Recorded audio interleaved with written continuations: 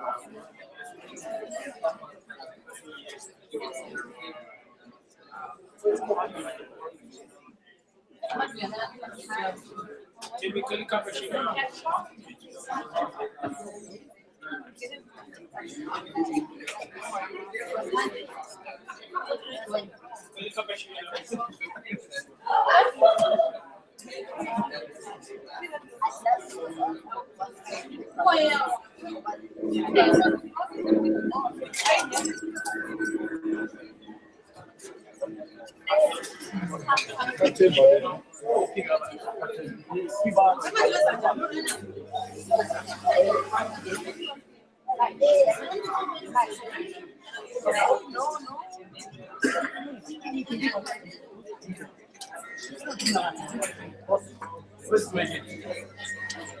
Let's make it. Oh, yeah, was it? Let's make it today.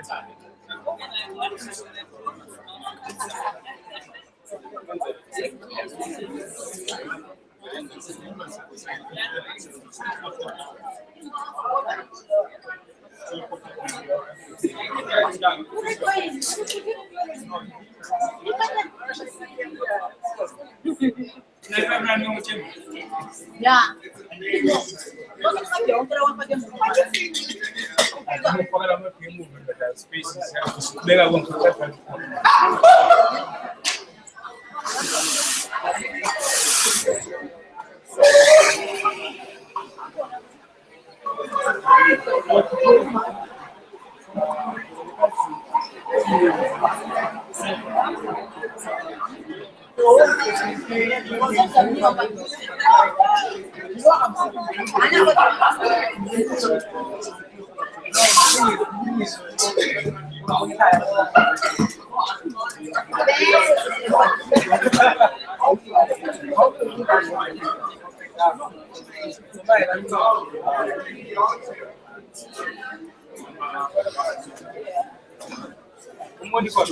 Yeah, come on,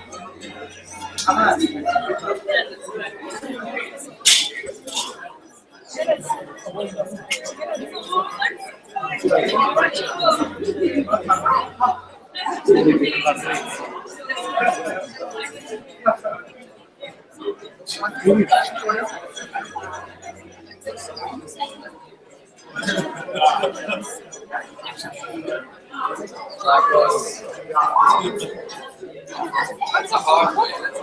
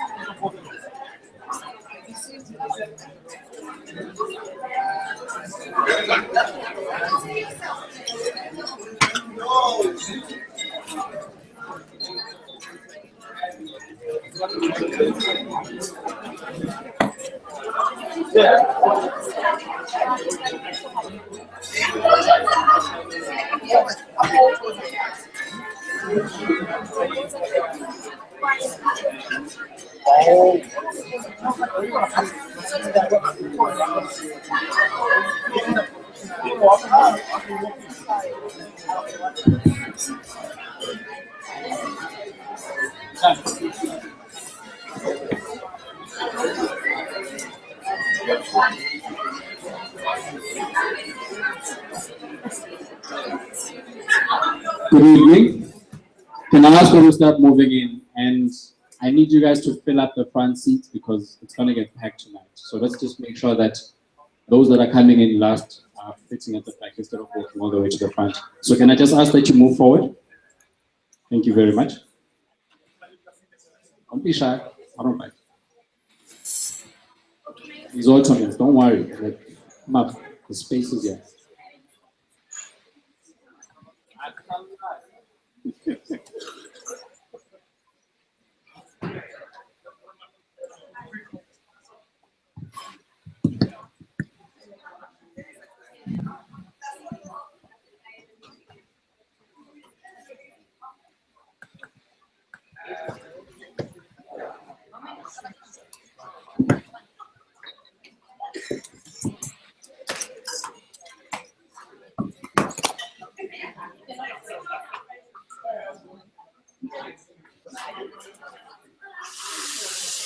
We're just going to wait for that last batch of people at the door to start coming this side. And can we ask that the people on the other side of the park, can we start moving to this side?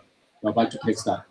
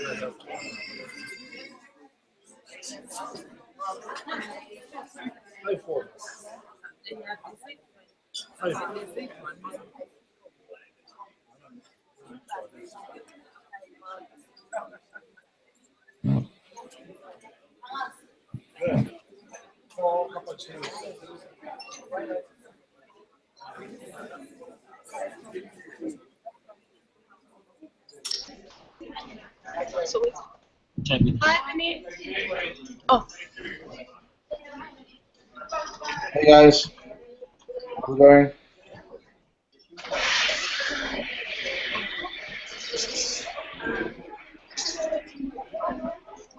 Can we take it to one of the small boardrooms so that we can make it quick? The chatting makes it. Let's just grab the laptop. hold on, move. Uncle, can you now hear me?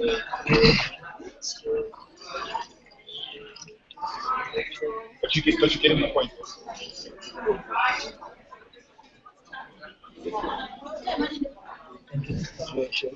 It's too late for that. It probably is in the hotel.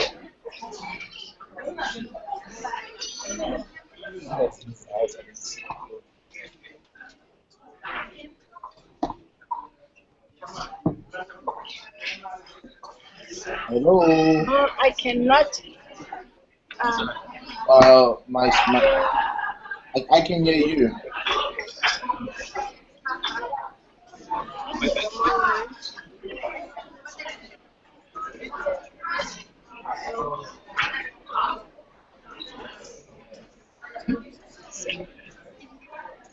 I can hear you. There's something. Oh, I'm so sorry. We have to move you to a separate group because on our screen you project with everybody else. Okay. Alright. All right. Taken, and I'm coming.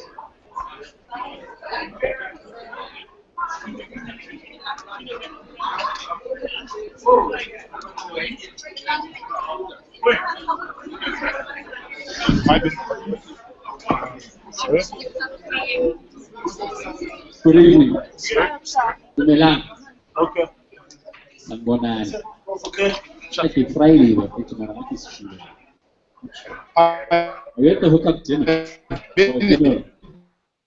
Hello? Can we ask the guys on the other side of the bar to sit down, please? Good enough, huh? Okay. Guys, I'd like to welcome you to the hookup dinner. Hi, Vinny. My name is Hi. Can you hear me? Can't hear you.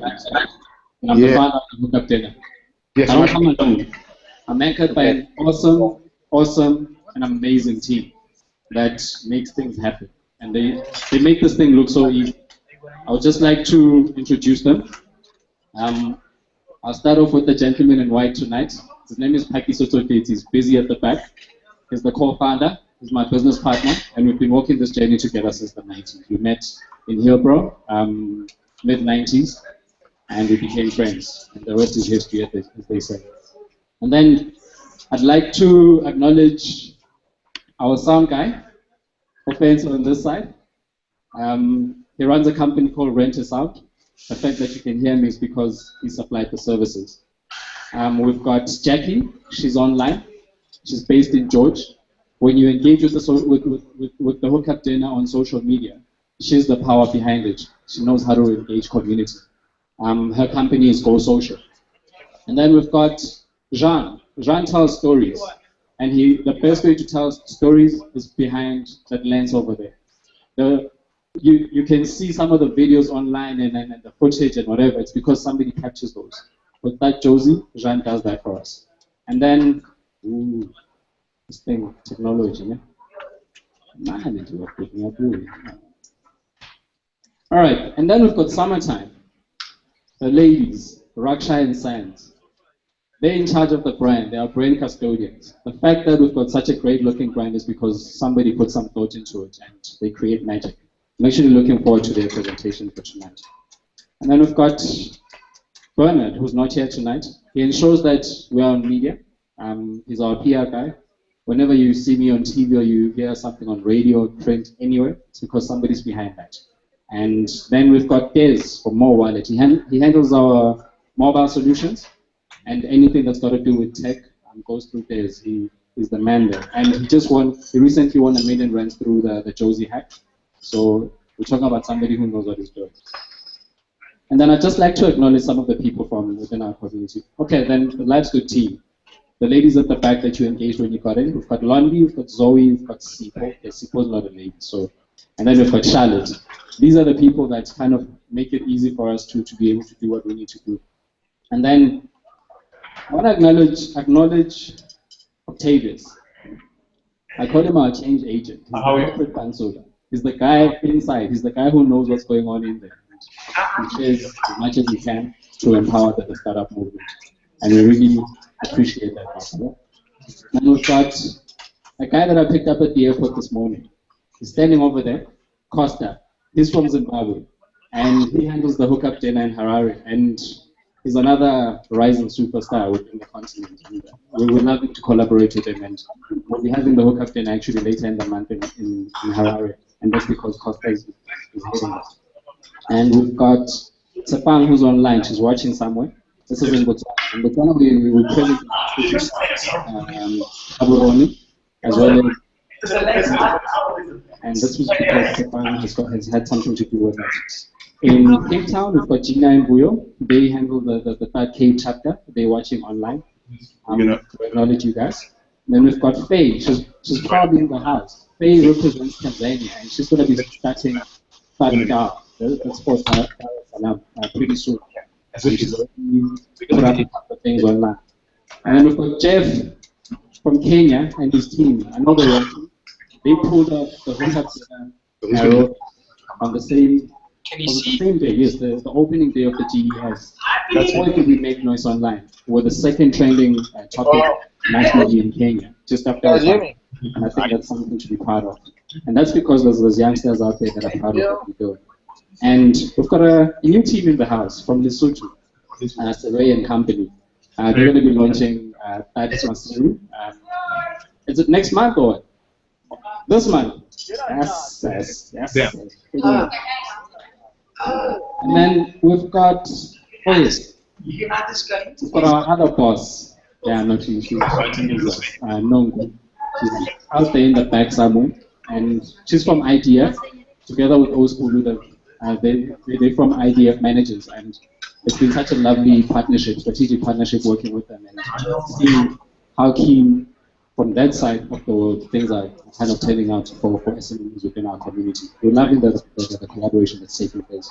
I'm also from that PTA, and just with that, I'd like to acknowledge the Innovation Hub CEO, Matin Sibanda. We love the fact that we've got people that we can lean on and people that can kind of give us guidance when we're going astray, and people that can power us moving forward. So we'd like to acknowledge your presence in the house. And then we'd like to thank Telkom. for the Wi-Fi.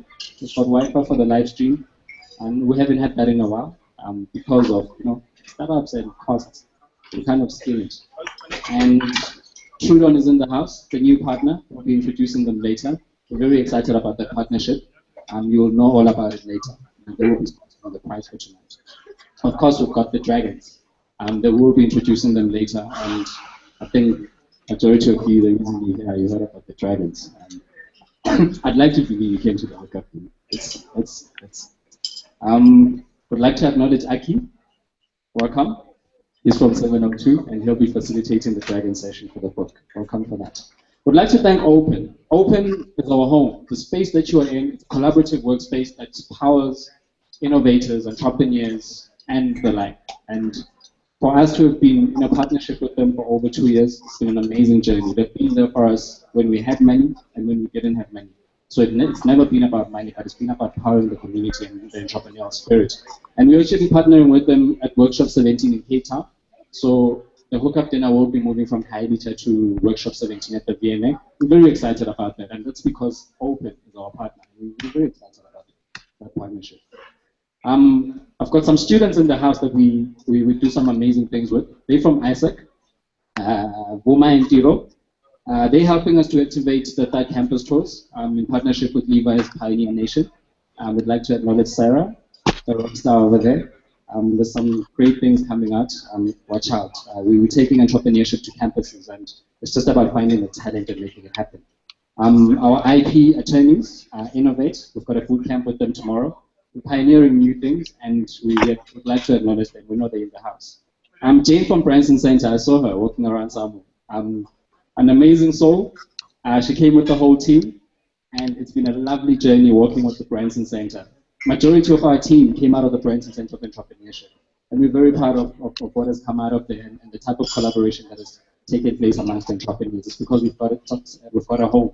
And then Jayshree from Standard Bank. She believed in us.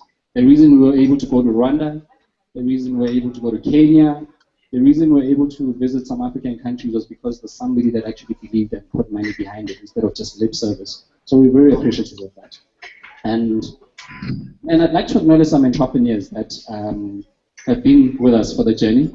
They chose to trust us and believe in what we made them do. And they kind of got somewhere. And we're very proud to have played a role in their journey. Skinny's Boo is in the house. He's one of our babies. You see him everywhere on media. We made him. He comes out of this platform, and we're proud of that. And then we've got Shelton. Shelton is coming out with a prototype. He's making a bag that harvests airwaves. You just throw your tablet and your phone in your bag, and boom, your phone is your gadgets are charging wirelessly. So we've got brainy entrepreneurs as well. And then we've got the Lazy Makoti. There's a Lazy Makoti. She's got a TV show coming out. She pitched on the Hookup Dinner platform for the first time, some years ago. I think it was early last year. And through joining some of the programs that we've had, she now has branded food for it, and she's got a TV show coming out. We're very proud of that. It's because we decided to just step out of there and then do something about it. We'd also like to acknowledge everybody that is in the house. We know that this is an entrepreneurial house. This is an entrepreneurial community. We'd like to acknowledge our corporate stakeholders. We know that there's government in the house. We're hoping you're going to listen to the policies, let's just do business. Guys, this is the hookup dinner, and this is our 3rd birthday. It's a milestone for us. It's been a tough journey, and it's been an exciting one. It's been one that we've never thought we would reach. I remember the first day when I was sitting with my wife. It was in Braamfontein, and we were just sitting there having dinner at a Japanese noodle bar. And next thing we're like, we need to have some of our friends over. And the next week, we put a call out to a couple of our friends. And we had 10 people around the dinner table. We came with our bottles of wine. We're very lucky they didn't have a liquor license, and therefore we could just bring our bubbly in. Cheap. Noodles were about 30, 40 bucks. It was a perfect environment for startups. We didn't have to spend much, but we could be together. And the thing for us was about, alcoholics, they've got somewhere to go. Hey, the startup journey is crazy. It is one of the loneliest. You've got to be mad to be an entrepreneur. Just gotta put it out there, because your parents tell you go and get a job. Everybody tells you go this way, and you're just going into thin air. You don't even know where you're going, but you're just following this vision that you have. And for that first group of 10 to have gathered and to have taken off their masks and put them aside, and for one who could ask, how's business? And for you to say, actually, business is crap. I don't know what I'm doing. That was the liberating thing for us. It was a start of something. For us, what we wanted to achieve out of that, it was about, let's essentially just talk about this thing, because potentially, when we open up, somebody has got a solution amongst us. And that's exactly what has happened. Our business, for instance, I will make an example with Raksha, which we've made such a great friendship over the years. In one of the sessions whilst we were chatting there, she had a client that was looking for beanbags. And we happen to make beanbags as a company. Yeah. And it's just about that, like just tapping into our networks in a very low-key, very natural, very authentic manner. We're not trying to use each other, but essentially we're trying to go on our core values. There's three of them. We come to the hookup dinner because we came to connect with each other. That's the first thing. The second thing is to engage with each other. And then the most important part is to contribute to each other's success. So when you come in here, you're coming in to give. And by that, I'm just simply saying that the next time when you decide to engage with somebody and take out your business card, think first about how can you contribute to their success. What that does is that it lets their guard down, because you're not trying to sell them something. You're trying to contribute. You're trying to help them to move forward. You might not have a solution.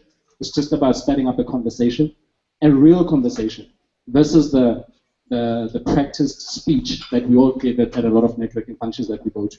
And that is essentially what we are trying to achieve with it. We're very happy and very fortunate that 12,000 people later in our community, we're still going strong. And we're fortunate that there's people that believe in this vision. There's people that believe in what we believe. And that's essentially where we're trying to go. We're trying to do business with people who believe what we believe. We're not trying to do business with everyone. We are trying to do business with people who believe what we believe. And I'm hoping that that makes sense for you guys. Now we're going to have the program in a couple of segments. The first segment that comes out is an elevator pitch session. And essentially this session is about testing out your idea against the community. So it's not a hectic session where you're standing in front of somebody that's going to give you money. We understand that should be the objective of an elevator pitch. But this is essentially just confidence building. It's the toughest thing to stand in front of people. Knees shake. I look like I'm confident right now. It's because I've gotten used to some of the things that I do. But it is the scariest thing to stand in front of people. So we give people an opportunity to stand in front of people for 3 minutes, pitch your idea, let the community give you feedback, and see what you do with it.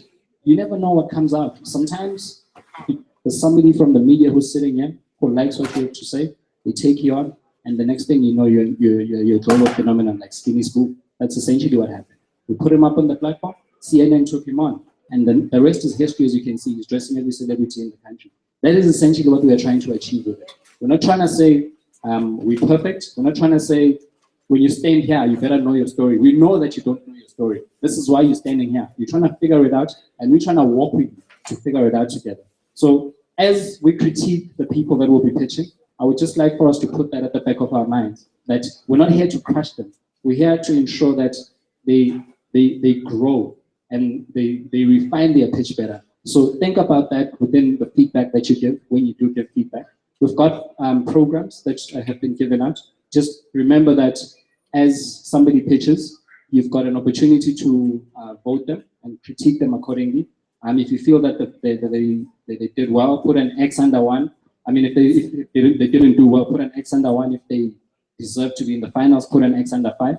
And then we just tally the votes at the end of the evening and we give out a prize. And this is just to encourage entrepreneurs and people to stand up and voice their ideas, because you never know what will come out unless you share it, right? Okay. And then we'll introduce the rest of the program as we go on. So I just want to check that all the people that are pitching are here tonight. Sipom Da, are you here? Sweet. Sandy Leshangen. Cool. Kola Dube. Kola Dube. Not here. Okay. Masha Mufuke. Masha?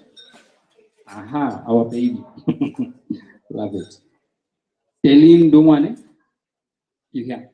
All right, so that means we've got an open spot.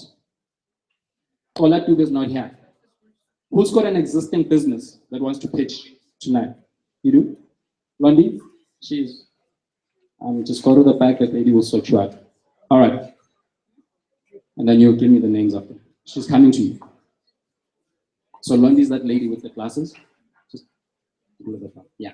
All right. Siko, can you come up? Who's doing the timer, guys?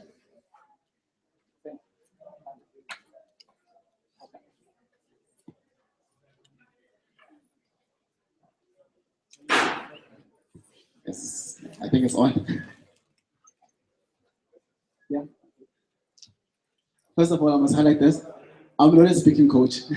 I know I'm from Toastmasters and we're supposed to be great speakers, but I'm also a learner speaker like all of the whole are. I'm here to share with you my experience from Toastmasters International and the value you can add in your lives. Successful people are great speakers. And great leaders are great speakers too.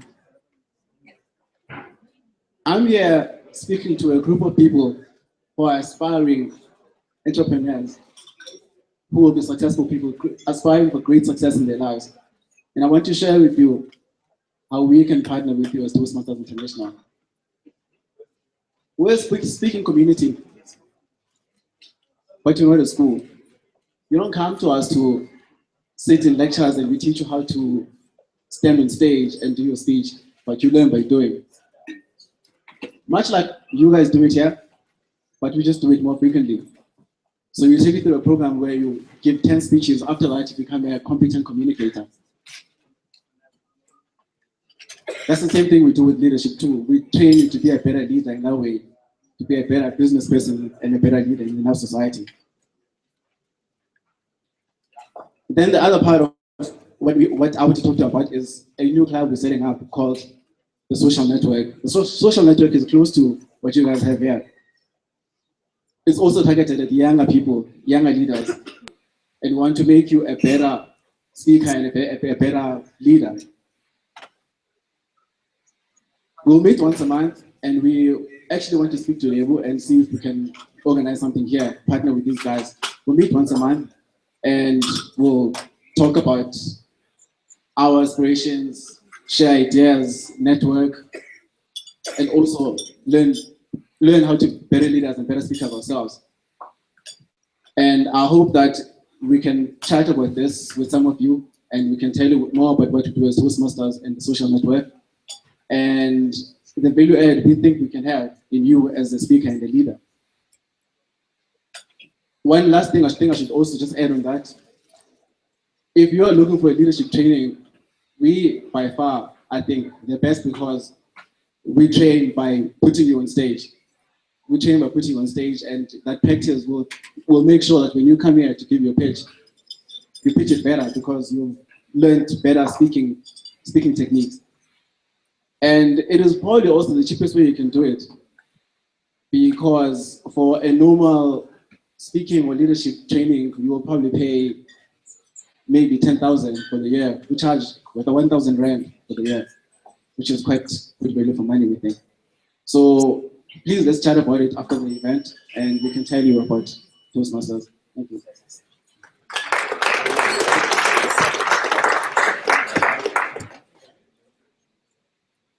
All right, question, feedback?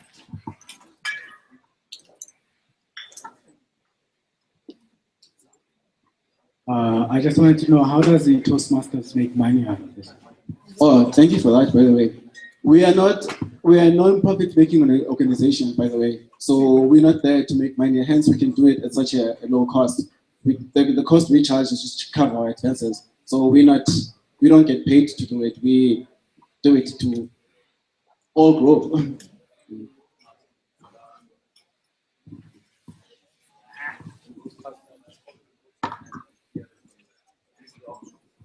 Hi.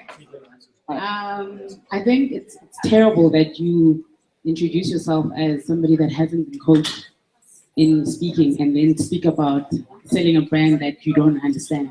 Like, it doesn't make sense to me. Like, you lost me immediately. I don't know if anybody else got that. You introduced yourself and you said, oh, by the way, just so you know, I haven't been. No, that's not what I said. Okay, I it's misunderstood. It's horrible that it came out like that because I was saying I'm not a speaking coach, I was saying. Okay. Yeah, and I'm not a coach. So I do understand Toastmasters, believe me. Okay. I understand my friends very well. Okay, all right. Cool. It's not a question, it's a comment because I'm with him. Basically what Toastmasters does, I mean, I think in an everyday life, as an entrepreneur, you sell yourself. You talk to investors, you talk to fellow entrepreneurs, you talk to people.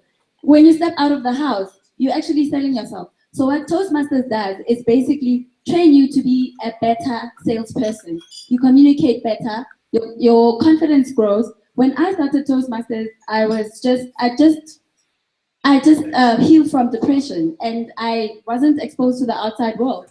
And when I started Toastmasters, I grew, you know, I did all the things that I've always wanted to do, learn how to swim, reading at church, serving the world, and speaking at high school. So basically what it does, it grows you as an entrepreneur because you can sell yourself better. So that's what you would need it for, I would say. It will improve your business in that when you get to a business conference or whatever, you get there and you do your presentation and you do it properly with confidence and people actually believe what you say. So in fact, if you are a better speaker, you are more equipped than anyone else because you can sell anything at any point. Thank you.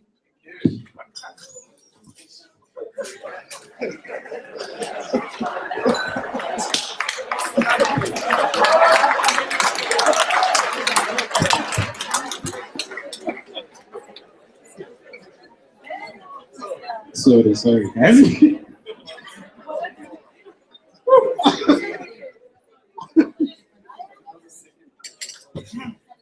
No, was that a second pitch or contribution? Next up, we've got Usandile Shange. So you know what to do with the first pitch. Just put an X under the.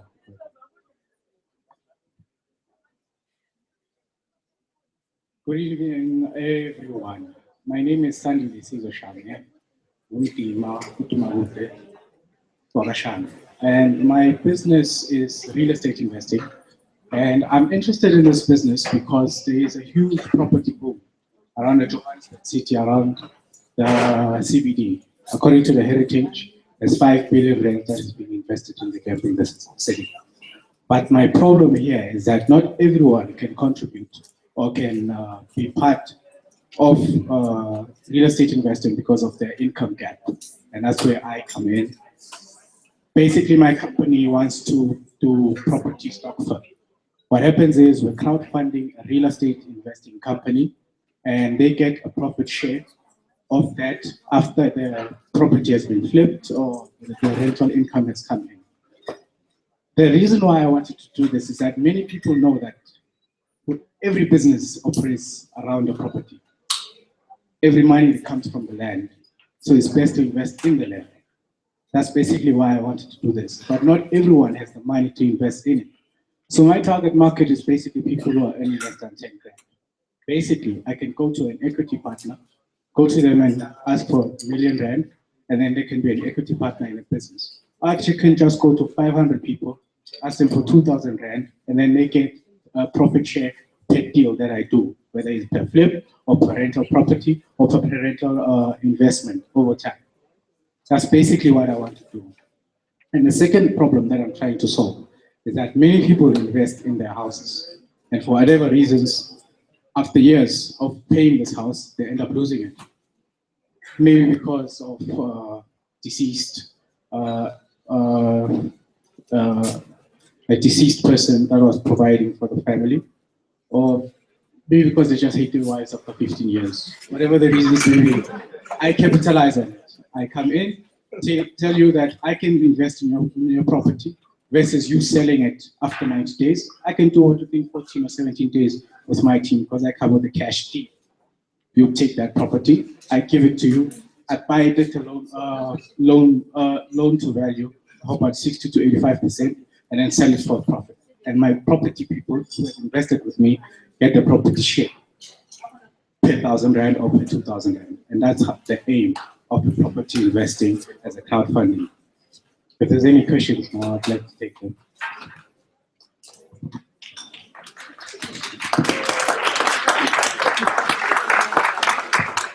I think that's a really cool idea, the idea of crowdfunding property investment.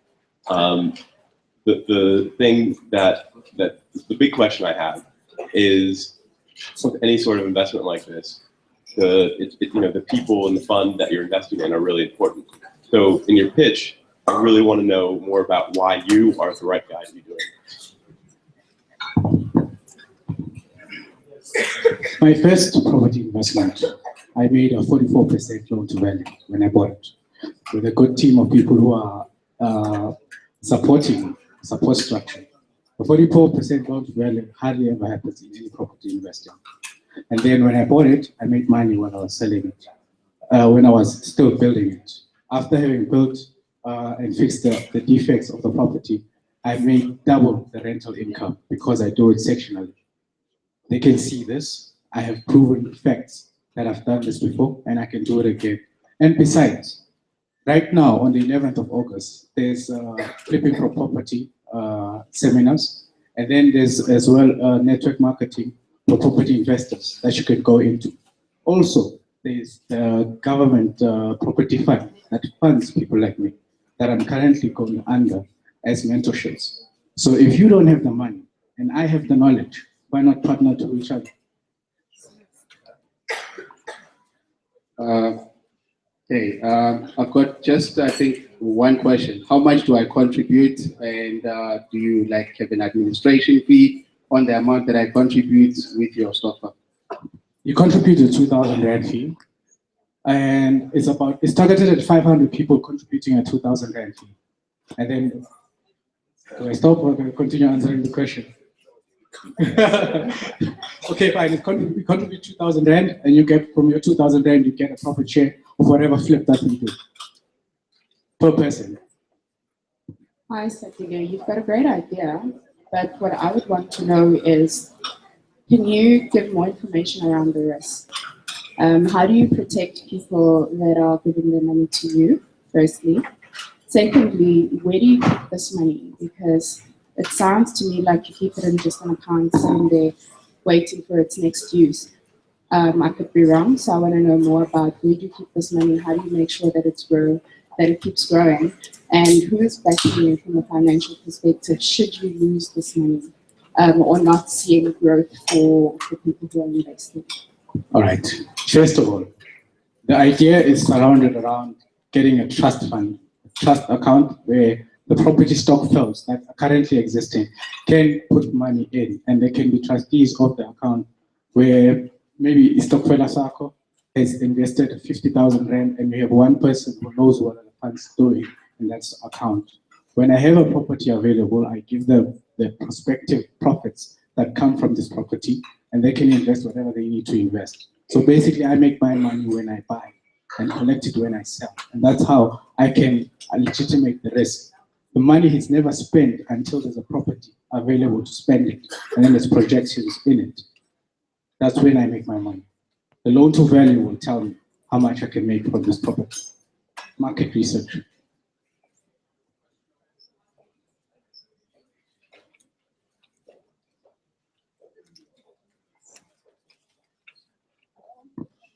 Hi, I just wanted to find out what is the guaranteed waiting period. Say your equity investors were to become stagnant and you don't find any investors.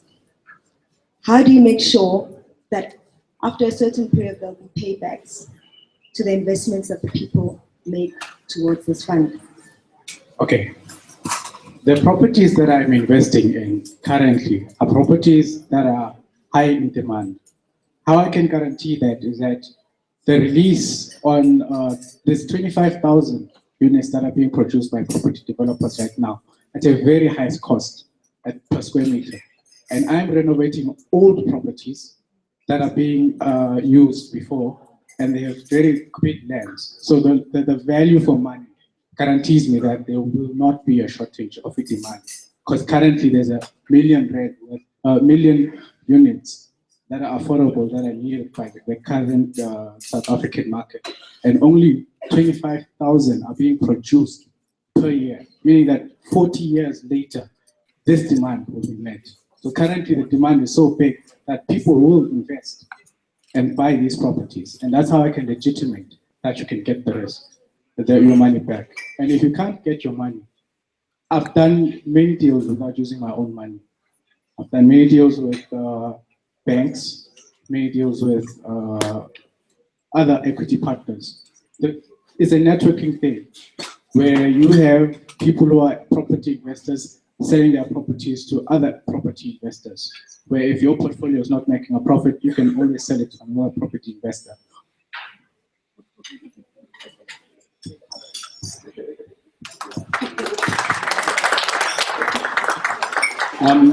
You know what to do, right? Just put an X under the relevant block, as explained before. Next pitch up that we have is Karine Duplessis.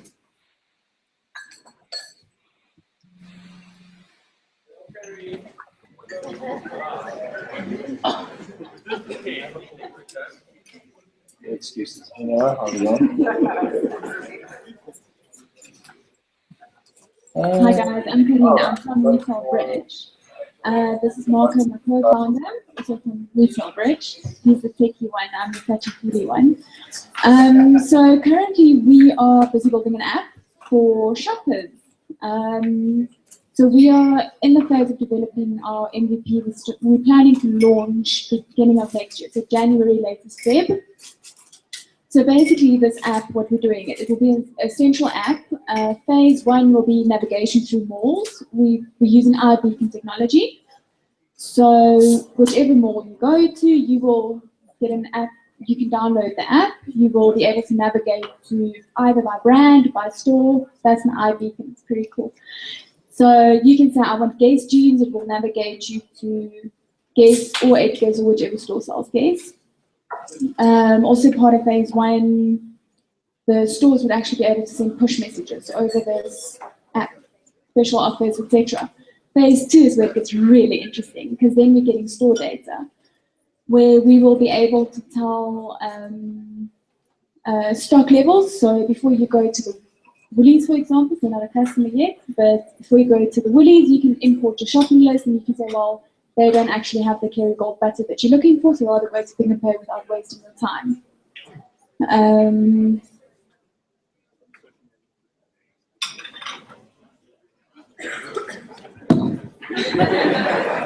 Okay, so just to go into a bit of information on that, I don't know if anyone knows what these are. So it basically is a Bluetooth low energy device. You can see I'm a tech guy, I enjoy talking about this stuff. So it can basically tell you what the proximity is from where you are. You know, in your photo, it gives you, it can engage the customer a bit more. It can give you a bit more information about your experience in the store and all the products which you are then buying. On our revenue model, just a bit of information there if I can. On the revenue model, what we're doing in the phase one is we're actually selling analytics to all the stores in the mall. So we're giving them information about the customer, about you, so they can target all the special offers to you that are accurate. And then as part of phase two, we're building an open platform where any other dev people can then integrate all of their apps into that, and then add those additional offers, well, basically through our tech. That's a bit of info on that. Yeah, in terms of what makes us different, internationally there's competition. You get apps like Swirl. I don't know if anyone has heard about Swirl. That's also based on the iBeacon technology. The only difference there though is they have different apps. So I know Timberland is a customer, Retail Me Not is a customer, but I need to download Swirl for, I think they have.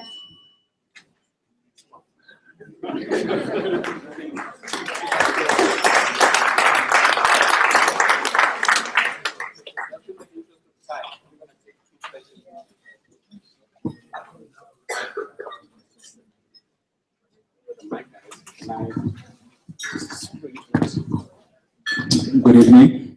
How are you making your money? That's the first question that I have.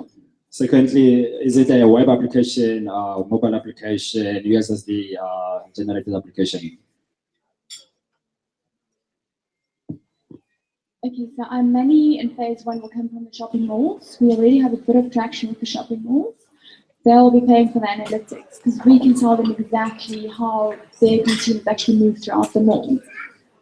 Phase two, obviously the stores will come in as additional customers as a revenue model. It'll be a mobile app.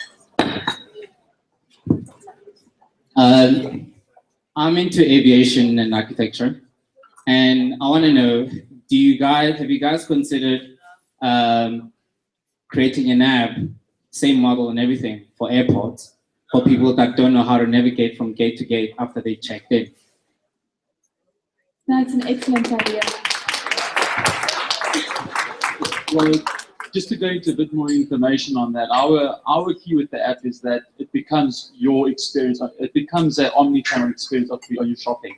So for us, we know that one of the biggest challenges with the app is people are going to download the app, they uninstall the app afterwards. So to answer that, if they do use that at the airport, it becomes an airport-only app. It becomes something that you'll only open up at the airport, and the value of the customer isn't there.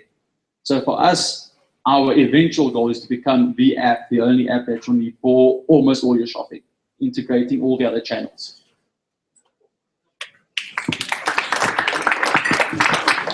And thanks for taking a chance.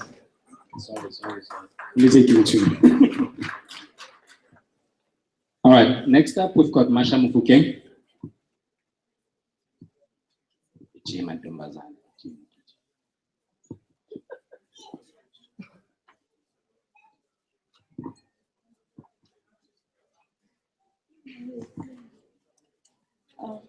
Good evening.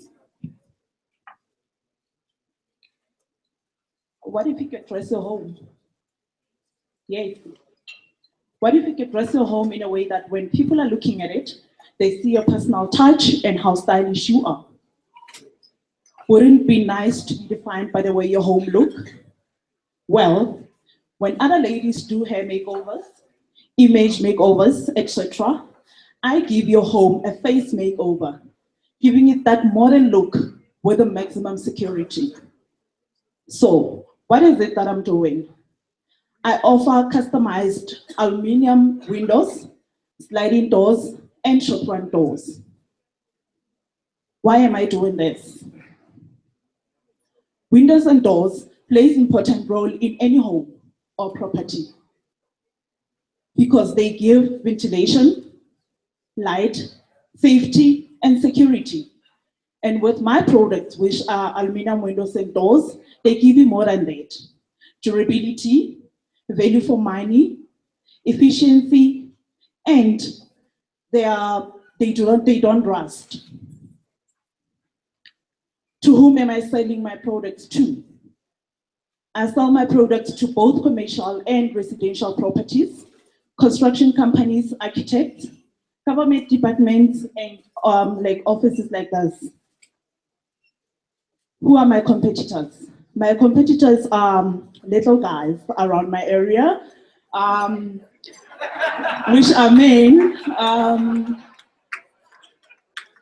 and hardware stores like Cashbuild. And with hardware stores, there are disadvantages that they only sell standard sizes, which brings me to the next point. What makes us unique? I am a woman, and I'm in a male-dominated industry, so that is an advantage for me. Secondly, I offer customized solutions. So you can come to me and say, no, I need this particular size, I need the color, I need this color, I need this design of any product that you may need, and I'll give you, I'll deliver. Challenges. Every small business has challenges. I am a woman, of course, again. I get a lot of judgments, I get questioned about my abilities and so forth and so forth. And the main challenges for me is access to market. And thanks to SAB Kickstart and the hookup dinner, I got a lot of exposure in which I cannot handle. I get calls from Free State, Durban, Mpumalanga, but because of... Thank you.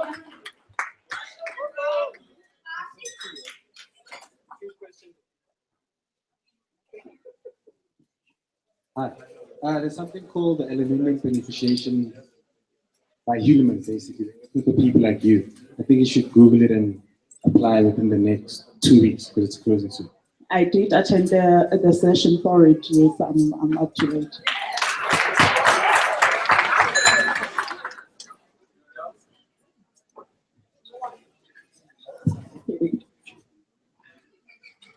If humans, man.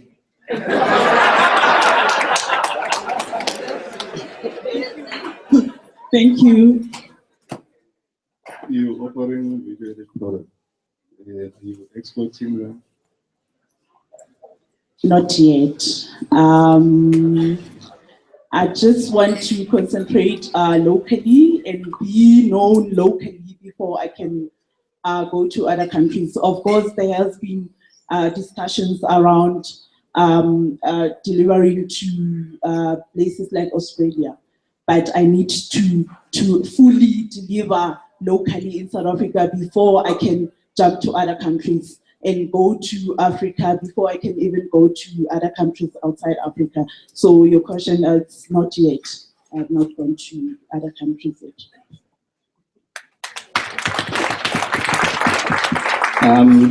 Yeah, put an X. You know where it is. Yeah? All right, last one I've got Kellen Dungan.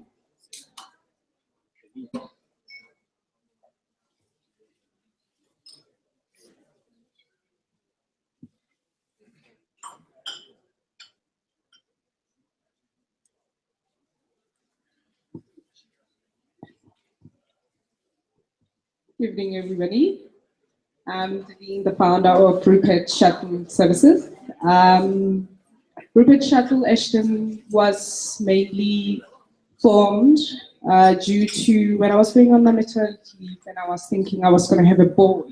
So that's the main inspiration behind it. And was I ever going to trust somebody when I have to go back to work, when I have to do my duties and everything like that at home, if I were to ever do anything and travel with my work and everything. And I decided, or I thought, I should pause and think, if this is not an opportunity for me to take a break away from work and do something and give service to people and families that wish to have somebody reliable, to have somebody loyal, to have somebody that they trust to look after their children. 3 out of 5 families work and they wake up at 6, they don't make it to schools to see their children. They don't make it in time back from work to home to see their children. And one thing that a parent wants is for their child to be safe. So I thought there's shuttle services that's needed. If I have to transfer somebody and have somebody trusting that I would have to take care of the child, then that should be me being a parent. Secondly, should I provide corporate shuttle services? Yes, I should, because companies need people that are going to hold themselves accountable, that are going to be efficient, that are going to be professional to deliver those services. Thirdly, there's people coming in and out of the airport. They're traveling every time, business people, normal people like you and I. We're visiting families are coming over.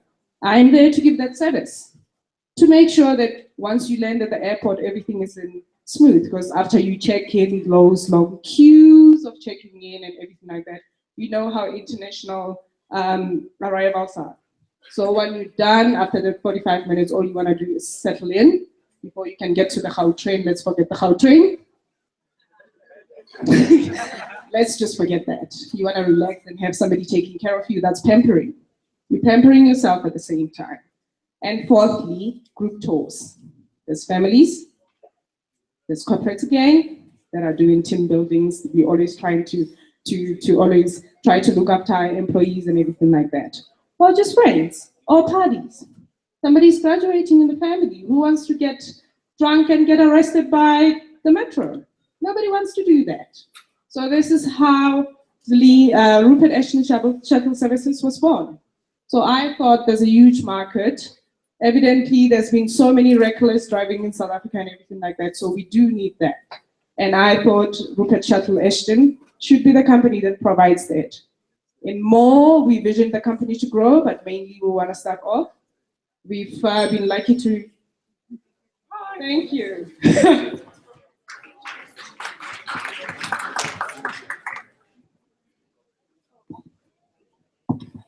Hi. I feel like there are so many shuttle services. I want to know what your value proposition is, what sets you apart from all the others. Hence, I said when I was pregnant and I was just obviously about to conceive. But however, we need dignified people that are reliable and people who are going to form a face that presents loyalty to consumers. And consumers need a personal touch. So if you give them, the smaller companies, we benefit because we take from the companies the satisfied customers. That's our own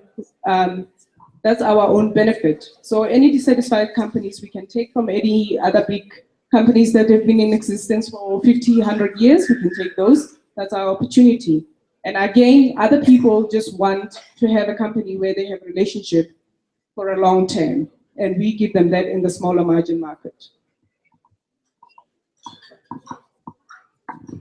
Celine, I just want to say great pitch. You came across so credibly. You know, 3 minutes is a lot of pressure. And sometimes people tend to use too little of it or to try and squeeze too much of it into that time. But I love the pace at which you spoke. You spoke very comfortably. And what was a great lesson for everyone else who pitched today was that you spoke about solving a problem. And you made it personal. You told a story. So from the minute you started speaking, I don't know, but I felt the room quieten down like it is at the moment. And everyone listened to you. You drew them in. And you set up what the problem is and how you're solving it. So, great. Thank you.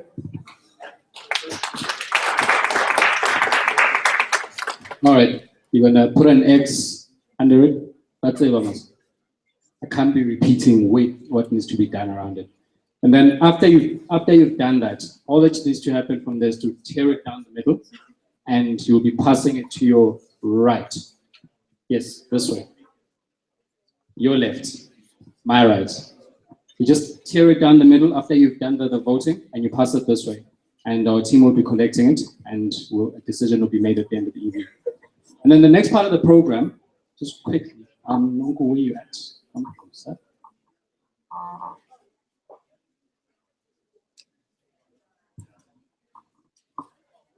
All right, the next part of the program, we've got Summertime, who are just gonna quickly introduce the new brand of the hookup dinner and just walk us through it.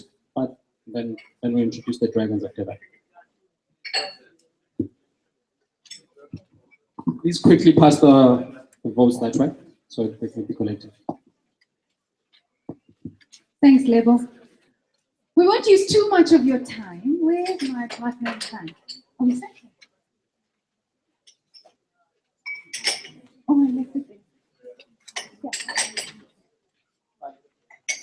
Okay, cool. While I'm walking around and sorting myself out, I can tell you a bit of a story. Liz, I'm going to steal your favorite question because I didn't hear you ask it this evening. By a show of hands, how many of you are here for the first time tonight? Wow. Wow, it's beautiful to stand up here and look at it. Beautiful. 3 years on, and we still have newcomers every month. It says something.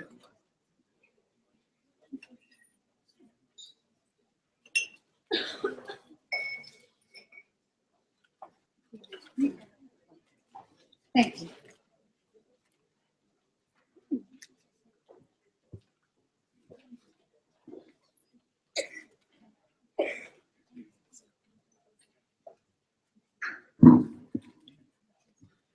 Okay, so Lebo alluded to the story a little bit earlier on this evening. And it's absolutely stunning, and it's so heartwarming for us to experience here this evening. As he said, it started off at a small noodle bar called Ramen in Braamfontein. The hookup dinner had humble beginnings and just but one event at this noodle bar. And it's so stunning to see how familiar faces here this evening were with us from the very beginning. And what happens when people come together with shared interest, you start to explore your common challenges, and naturally key learnings start to come out of that. Naturally, what was born out of that is this beautiful concept that you are all sharing with us this evening called the hookup dinner.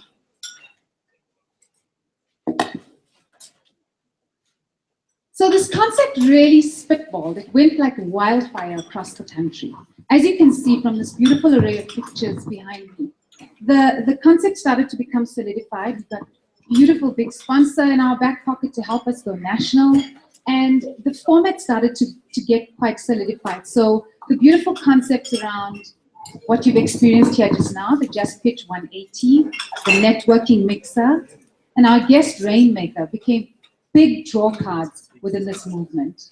We started to build an amazing community, and this community started to spread. Naturally, as it spread across the country, the rest of the continent thought, let's see what's happening there. So the concept started to go up into Africa and eventually across the shores of this continent. As you can see, last year alone, we did 12 cities, 4 countries with 51 events. Quite an achievement.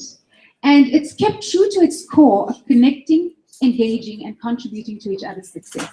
When Lebo speaks about people partnering and finding ways of working together, it's not a talk shop.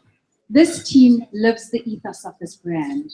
So every team member who works together, the 5, 6, 7 core businesses who put this event together, beyond the scope of this event, we find ways of doing business with each other. Irrespective of whether it's a financial deal, it's maybe just a phone call to say, guys, what CRM system are you using? What accounting software are you using? Have you walked the path? Where are your challenges? If it's a product-related business, it varies from a service-related business. And that sort of information, all of you entrepreneurs, you can relate with me. I don't need to sell this to you. You know how valuable it is to speak to someone who's walked the walk before you. So we get to where we are at today. I think as a result of having our finger on the pulse of the entrepreneurial spirit across this continent, people started coming to the hookup dinner with needs. And this movement had a responsibility to respond to those needs. And different products and services started to arise from it.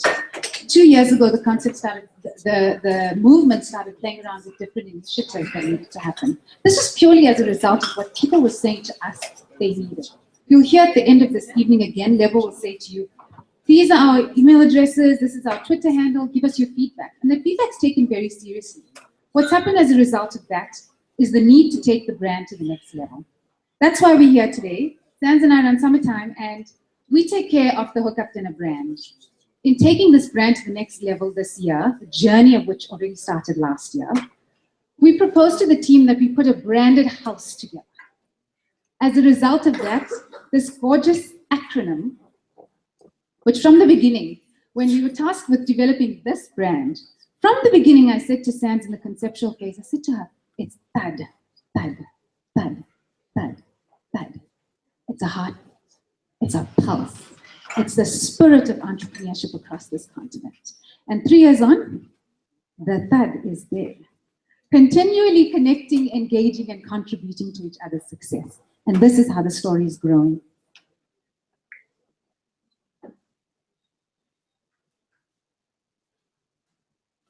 We're very conscious of time, so I'm not going to go into too much of detail around the sub-brands that are being launched. But if you go online and engage in conversations, you will see quite a few of these concepts have already been into motion. We've already had the first THUD hackathon, the next sub-brand being a THUD Ideate. The beautiful, young, phenomenal, inspired, energized youth of today are taking this to THUD campuses, in THUD campus tours. We've got a THUD boot camp. And what happens every year naturally, this 10-month activation ends with Global Entrepreneurship Week. So the THUD Fest, which you'll hear a little bit more about later this year, as an annual activation around Global Entrepreneurship Week. So that's the new THUD brand. We look forward to connecting, engaging, and contributing with you around it.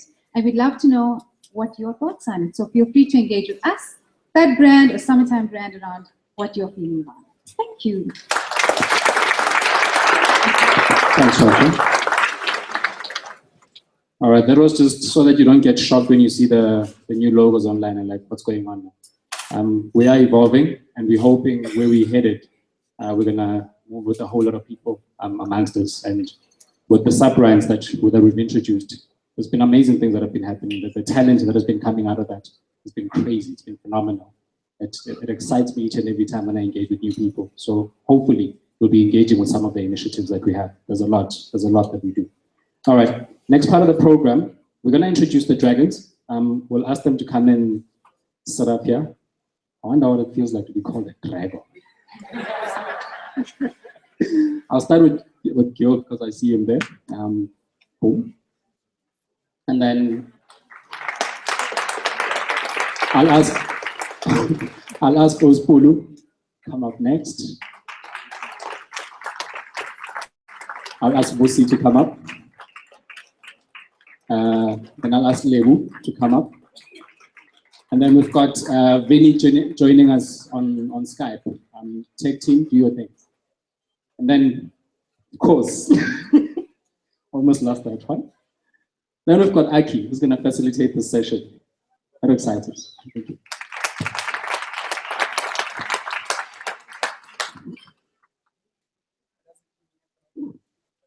Yes.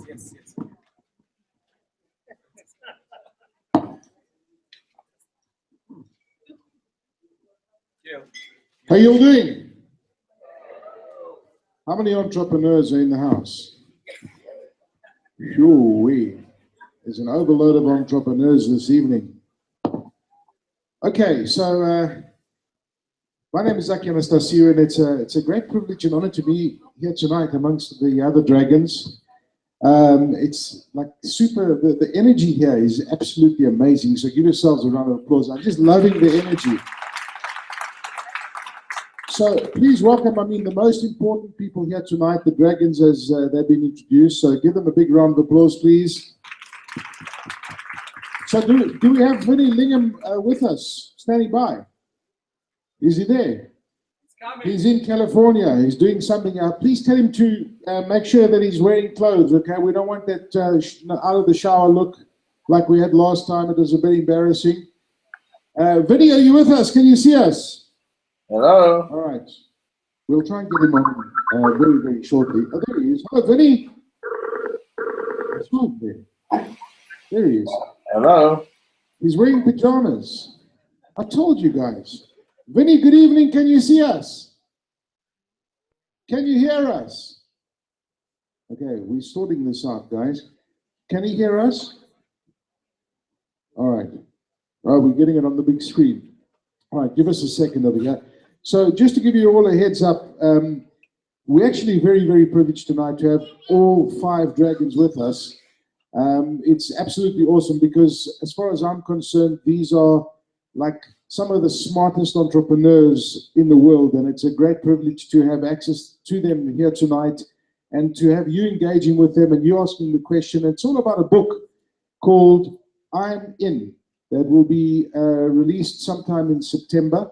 So the book's not out yet, but it will be in all of the top bookstores around the globe, and we will get a chance to interact with these dragons tonight. I'm just having a look to see if we've got Vinny up. Not yet. He's there. He's waiting for us. He's standing by. So as I was saying, awesome energy that we've got in this evening. So let me just give the dragons each an opportunity to introduce themselves. So we'll start on that side and we'll move across. So Gil, I'm going to hand the microphone over to you, and then we can pass the microphone further down. And just introduce yourself and just tell us who you are and what your story is in life. All right. Hi, everyone. So firstly, this is my first THUD event, and definitely not my last. And I thought I should just play something here. Give me 1 second.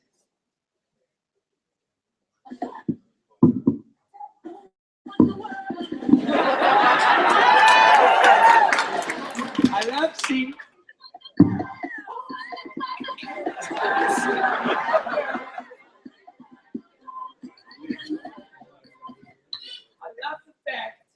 I love the fact that there are so many women entrepreneurs here. Give it up for yourselves.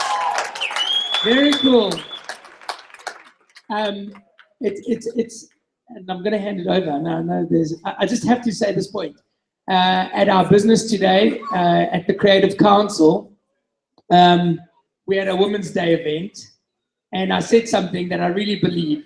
I really believe that women will rule the world, because as we move to a more cerebral world where brawn doesn't really make a difference anymore, the truth will come out that women are way more advanced than men, and they deserve to rule the world. And men will be better off for it as well. So it's great to see everyone here. I was supposed to introduce myself. Listen, are you speaking on behalf of us men here tonight, or are you just speaking on behalf of everybody here? But it's true. I mean, women can multitask, men can't, yeah? And they're far superior than us, far superior. Polo? Hi, everyone. After that, I'm not quite sure what I'm supposed to do. Just agree with him, Polo. I love women and happy women, smart everybody, but I like guys too, so. Guys, this is really a very wonderful turnout. We're really pleased to see so many people here. I think for me what's exciting is that as a country, we're really seeing a lot of people hungry to know about entrepreneurship, to become entrepreneurs, and I think it's a very good sign for the future of this country and this economy. So I'm very excited to see so many people here, and I'm also excited to know that we are streaming to 3 or 4 other cities across the country, and I think the crowds are as much as we have here. So it's really very exciting for us, and we're really looking forward to sharing with you some of the snippets from the book. Thank you. Fantastic. Wisdom Acquire. Good evening, sir. What's happening? You're looking very good. But I must tell you, you know, please stand up, Brucey, because like Brucey's a pretty well-dressed guy, but his nose is a bit out of joint tonight because this gentleman over here has completely outdressed him tonight. But completely. Lebo has made you look, I don't know, but you're still looking hot, man. I mean, the socks do it for me. Listen, it's Casual Friday. Lewo didn't get the memo. This is not. Listen, let me explain something to you. There is never a Casual Friday in Mabone. So, yeah, thank you for the introduction, Matthew. Hi, guys. My name is Busi.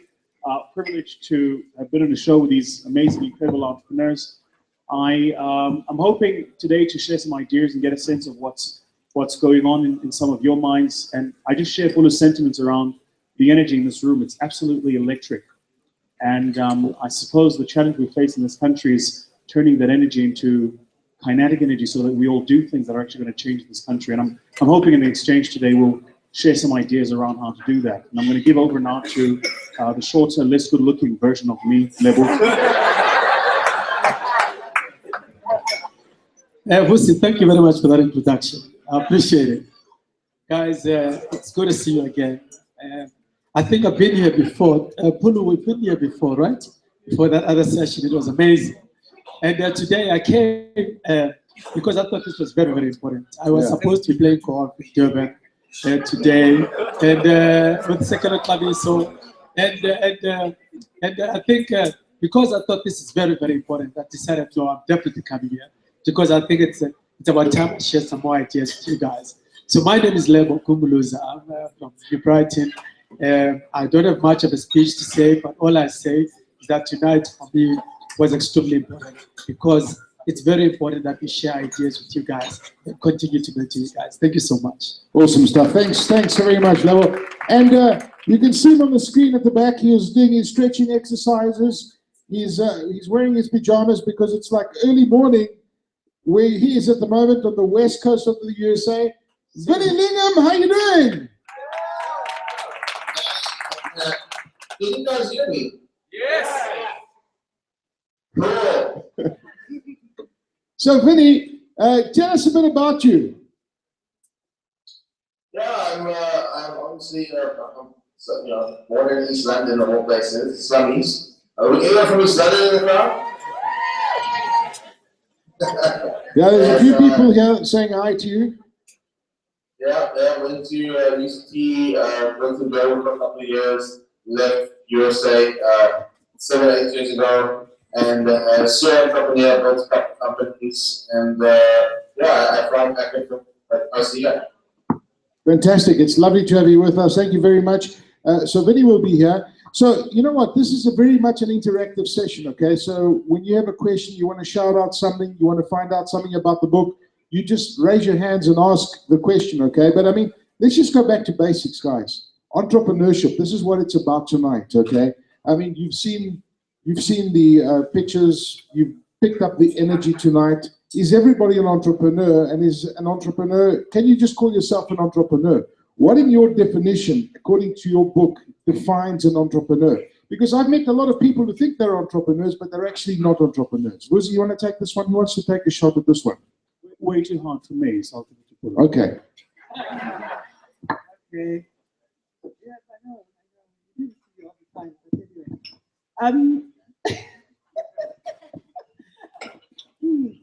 It's an interesting question because there's also a question around, is a leader born, or can you make a leader? So it's probably a very similar question. But I think that first and foremost, if you are able to identify an opportunity, or what I normally say, if you are able to identify a problem in the market, and you are able to quantify it and find ways of exploiting it to make profit out of it, I think that's where you start potentially calling yourself an entrepreneur.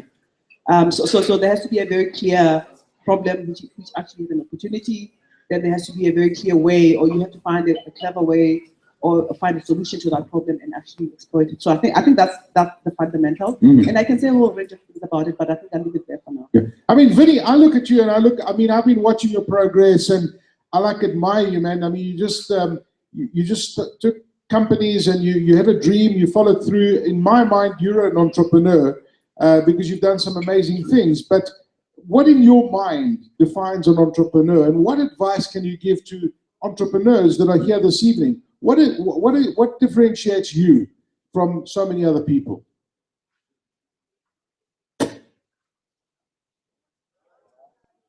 All right, we're better to hear you there. We don't have sound coming through. We want to hear what you've got to say. So we'll try and sort out that sound problem in a moment. So you want to, here we go. Yeah, we can hear you now. Okay, cool. So here's the thing. I will ask myself the same question, and obviously I've worked with hundreds of amazing people in South Africa and the USA when it comes to building companies. And there's two things. The entrepreneur is the person with the seed, the idea, the seed market opportunity. But then you've got to be able to convince people to join you in that cause and build real businesses around that. And so, when I look at entrepreneurship, it's different. People can be entrepreneurs and they can be entrepreneurial. So, and it is a distinction. Entrepreneurs are the guys that are going to quit their jobs, put their lives on the line, very, very funding, believe in a dream, and really take something from a concept to a reality and build momentum around that. And then you get people who are entrepreneurial who want to be with those people doing those things. But they're not necessarily the people who are going to start and take all the risks in the beginning. So for me, the true entrepreneurs are really the guys who are willing to take all the risks and know that if they fail, they're on their face and they're going to get up again and keep going. And that's the hardest thing in the world. Because when you fail to just get up and try again. And those are the real entrepreneurs. But entrepreneurs need entrepreneurial people often. They can't do it by themselves either. It's just different risk profiles. All right, interesting stuff. And for those of you, I mean, if you look up Vinny's last company called Gift that he sold, it's this online company that does, digital merchandising and selling of vouchers online and a whole lot of other complicated things. But his company was just sold for a lot of money, hey? Like $50 million US. So just can you throw some dollars from there, virtual dollars, into the audience, Vinny? Just a few, that's all. I mean, so entrepreneurship, Gil. It's quite funny. If you go to LA, if you go to any restaurant or anything at all, people who serve you, waiters, you ask them, so, what do you do? And they're like, I'm an actor. But yet they're serving you food. And I always think about that. The same thing applies to entrepreneurship. A lot of people think they're entrepreneurs. But at the end of the day, you got to actually go beyond just an idea. You got to take the plunge. And I actually met some guys who have taken the plunge. They're in the early days of entrepreneurship. And that makes all the difference. If you're willing to take the risk, really go beyond that. I've got a big idea. I'm going to do this one day. One day, it's either today or not at all. If you're willing to take that risk, then you're an entrepreneur. And you don't have to have made a lot of money to consider yourself an entrepreneur because, hey, we've all been through ups and downs. And the one thing you're guaranteed of if you're in entrepreneurship long enough is failure. You're definitely going to fail. So just accept that. It's coming. Okay? It's like if you fall in love for the first time, you're going to get your heart broken. It's one of those things.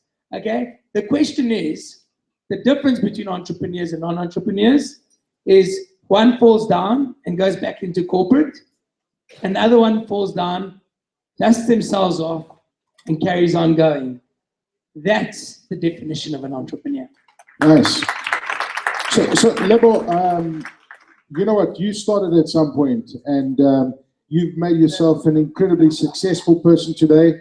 Apart from the fact that you're the best dressed guy here today, what do you attribute your success as an entrepreneur? Because deep down inside, your DNA says entrepreneurship.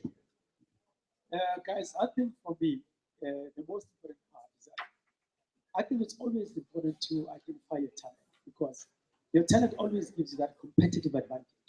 You know, so that, look at Bosi, he's a great speaker. So he was able to identify that talent. He was able to identify his talent at a very early age, and he was able to exploit that talent and align everything around his business, around that talent. I'm very creative, so I aligned my business around that, because when I was in grade 11, I won a competition where I wrote an essay, and I won amongst 10,000 young people. So it told me that I'm creative. So I think firstly, you must be able to align yourself with your talent. That gives you the strength. Know who you are and what your capabilities are. Exactly my point. Then the second part is that I think you must appreciate that there will always be risk. Just like Gil has always said, that you must remember that you are going to uncharted territories. So you are bound to be either the best and you're going to get hit very hard, but once you learn in that process, you'll teach the ones behind you. You'll be wiser than the ones behind you. So every time I failed, I did not have an issue, because every time I failed, I was wiser than before. And as a result, I was better than before. So I always say to people, I've failed so many times that failure is now tired of me. That's nice. Now, I'm literally not, I mean, Vusi and I have done tons of events together. Thank you. And you know what? I must tell you something. Whenever I am at an event and I'm emceeing an event and I've got to introduce this man, it's such a privilege, because this man inspires people. When he finishes his talks, and he can be anywhere in the world, anywhere on the continent, he gets up and he gives such an inspiring talk. When you see this guy get a standing ovation, he's identified his talent. But it wasn't always like that. You know, he started off right at the bottom. No, I was always getting Oh, sorry. Yeah, now he's going from the bottom down, right? No, not quite. But Vusi, seriously, dude, you started at the bottom. You just didn't arrive in the world and say, Vusi Tembakwaya is here. What is in your DNA that has made you so successful today? So there was a young lady who was presenting a shuttle business. And I heard somebody at the back say, there's so many of those. I'm of the view that there are very few firsts left. So if you think you're going to be the first at anything, I've got news for you. You'll probably never become an entrepreneur. Being an entrepreneur is not about seeking to be first at something. It's simply about saying that when I'm in it, I'm going to be the best at it. So Lebo was saying, you know, I'm good. I'm not. I'm the fucking best there is. What is this good business, comrades? We are not paying back any money here. You see what I go through in the Dragon's Den? I face guys like this. So I think which brings me to, so I think the first part is forget about being first. Don't try to be first, right? The second thing I'd say is let your heart guide you. And that's really hard because often in life, the hardest thing to do is follow your heart. And here's why that is. Your heart will always go, not always, but more often than not, it will go in the complete opposite direction of your mind. You know, I trained in finance. Both Gil and I are CFAs. I worked in investment banking. I'm like, listen, I'm all right. You know, very good at structuring Excel spreadsheets and making one macro speak to another and charging companies a percentage of the transaction value. And then your heart says, but this is not why God put you here. You're here for something different. And there's nothing harder, I think, than coming from an industry where if you say what you are, people pay you a lot of respect. And then you tell them what you want to become, and they go, yeah, but why would you do that? You know, it's kind of like, I've got a friend of mine, he's a CA, and he gave it all up and went and started a Shisanyama business. And he's printing money out of his Shisanyama business. How many of us here look at a Shisanyama entrepreneur and go, that's what I want to be? And I think that's the third part of entrepreneurship, which is if you expect fancy, corner office, air conditioning, you should probably not do it.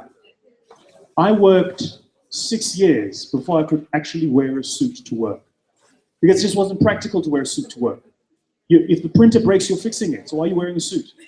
You know, and I think a lot of us, especially young black people, I see a lot of young black people in corporate who are held back by the mentality of what we think entrepreneurship is.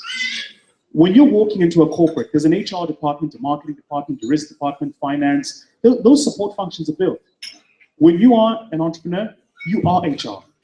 Your marketing, your finance, your risk, your legal, you are all of those things all the time, every time. Amen. So in your mind, I mean, I don't know if you guys know, but Vinny's my absolute idol. Vinny wears the same clothes to work every day. No, you guys don't know. Every day. He's got a gray shirt, he's got a set of jeans, and he's got sneakers. I think he must have like 40 pairs of exactly the same. Every day you see Vinny, every day, all day, gray shirt, jeans, techies, right? But what he's built is amazing, right? So I think for me, you almost have to learn to tone down what you think it is, and you have to learn to speak down what you're trying to do, and actually just get in and do it. Let your numbers speak for themselves, let the results speak for themselves, and let them know that you're the best at it, rather than trying to look the part. Yeah, but I think it's great. I think, give our dragons a round of applause, give them a hand. You know what, but this is all very well, guys. I mean, this is cool. I mean, you guys are like at the pinnacle of your careers right now, and you've come from a low base, right? But I mean, all of these people are here. They face a very challenging future. I mean, it's tough being an entrepreneur today. I want to find out, just shout out, okay? What are the challenges that you face being an entrepreneur? What are they? Just shout out. Money, I hear. Is money a big issue? Is money a big issue? If you go asking for money, nobody wants to give you money, right? All right, what else? What else? HR. Legal. Hey? Growth. Get out of here, man. Get out of here. Shit, man. You know what? Have you seen those Nigerians? Get out of here. How many times do you arrive somewhere, you pitch your idea, and the guy say, get out of here, man? Yeah, exactly. Sorry if we interrupted you. But I actually did that on purpose as a segue to you, Vinny, because when I asked about money, this is the one big mistake entrepreneurs make. They think that, hey, I can't get the money to fund what I want to do, so it's not going to be successful, right, Vinny? So when you started your projects, you started off, you didn't expect to get the money. You didn't get the projects off the ground because you had money, right? Money shouldn't be the foundation of your idea as an entrepreneur. Yeah. So guys, I tell you guys a whole bunch of some stories, but I mean, it's one of those things where it's all, no matter how, every entrepreneur will tell you, no matter how successful you are, you always need money. You're always out raising. You're always asking the banks for loans, overdrafts. Like, you can be a multi-millionaire, you'll still be in debt. It's just one of those things, okay? It's a fact of life. So don't ever think it's going to stop. Don't think one day I'm going to have this big, profitable, successful company and not need cash. You always need cash. You're always expanding. You're always growing. You always have a new project. There's always more things to do than the resources you have access to. And all you're doing right now, you're training for the big leagues. And you can't do it on a small scale, you're not going to do it on a big scale. So you learn to overcome these issues now, and it'll set you up for the future. Nice one. Thanks for that, Vinny. So, Paula, is money that big an issue? Because when I asked, everybody said, no, we can't get money. We can't get money to fund what we want to do. We can't get money to get the thing that we want off the ground. I was actually very worried when I heard so many cries about funding, because I think we... See, they've been watching the parliamentary channel too much. Oh, that's the problem. This is the problem. Bring back the money. I think we underestimated the importance, though, of bootstrapping. We underestimated the importance of putting your mouth where, what? Your money where your mouth is. Something like that. Well, but the point I'm trying to make is that a lot of the time, a lot of the time, you see that fighting for the microphone. A lot of the time, entrepreneurs think that money is the solution to whatever challenges they're facing without actually spending the time to understand their businesses. So I would say, and this is really based on experience that I've gained having invested in quite a few, particularly early stage businesses, where people come to us and say, we're looking for funding, we're looking to invest in us, and then when we unpack the business, we actually realize that there are more operational issues that need to be attended to. You know, the guy has not sorted out who their market is, how big the market is, and what the potential is. They haven't sorted out how, to improve efficiencies. They haven't sorted out the types of resources that they require and how much it's going to cost them. So I think entrepreneurs need to first invest time in doing that kind of work, so that when you come to an investor, you have, a certain level of certainty about your funding requirements. Because the benefit of doing that is that when you come to an investor before you do the work, you could actually be undercapitalizing your business, which can kill your business. So rather do the work, spend the time, because it also helps you to understand your business better. And then go to an investor with a compelling story, because you understand, the variables, you understand the value, what do they call them, value drivers in your business and things like that. So firstly, when you come to an investor, you sound convincing, because you've spent the time, you've invested the time understanding your business, but also you're actually asking for the right type of capital. And I was hoping Vinny would talk about this, the right type of capital, but also the right amount of capital, because that is also very important. A lot of entrepreneurs don't understand the importance of understanding whether you need debt, whether you need short-term debt, whether you need long-term debt, and whether you need equity. But when you understand your business, you actually will understand those details. Because if your business is, for instance, at an early stage and it's growing, you probably need what they call patient capital, right? Which is probably equity. If you are having a short-term cash flow situation where you've got a contract that you need to finance, you don't need to go to an equity investor and raise long-term financing. You can just go to somebody who's got cash to give you a 3 months, 6 months, or 9 months, a bridging facility. So spending the time. I'm a financier. I invest in entrepreneurs, but I really I'm always looking for opportunities to invest. But I really would prefer that people do the work first, and then come to me with a very clear, compelling story of what it is that they need and how it is that they need. So what I'm hearing from you is be more prepared. When you come to you for money, be more prepared, have all your ducks in a row, know what you're talking about, have that plan of action in. Yeah, Vusi, what do you want to say? So first, I'd really like to give from Gil, because Gil, very interesting, started a business, then it failed. Then he started another business, which became hugely successful.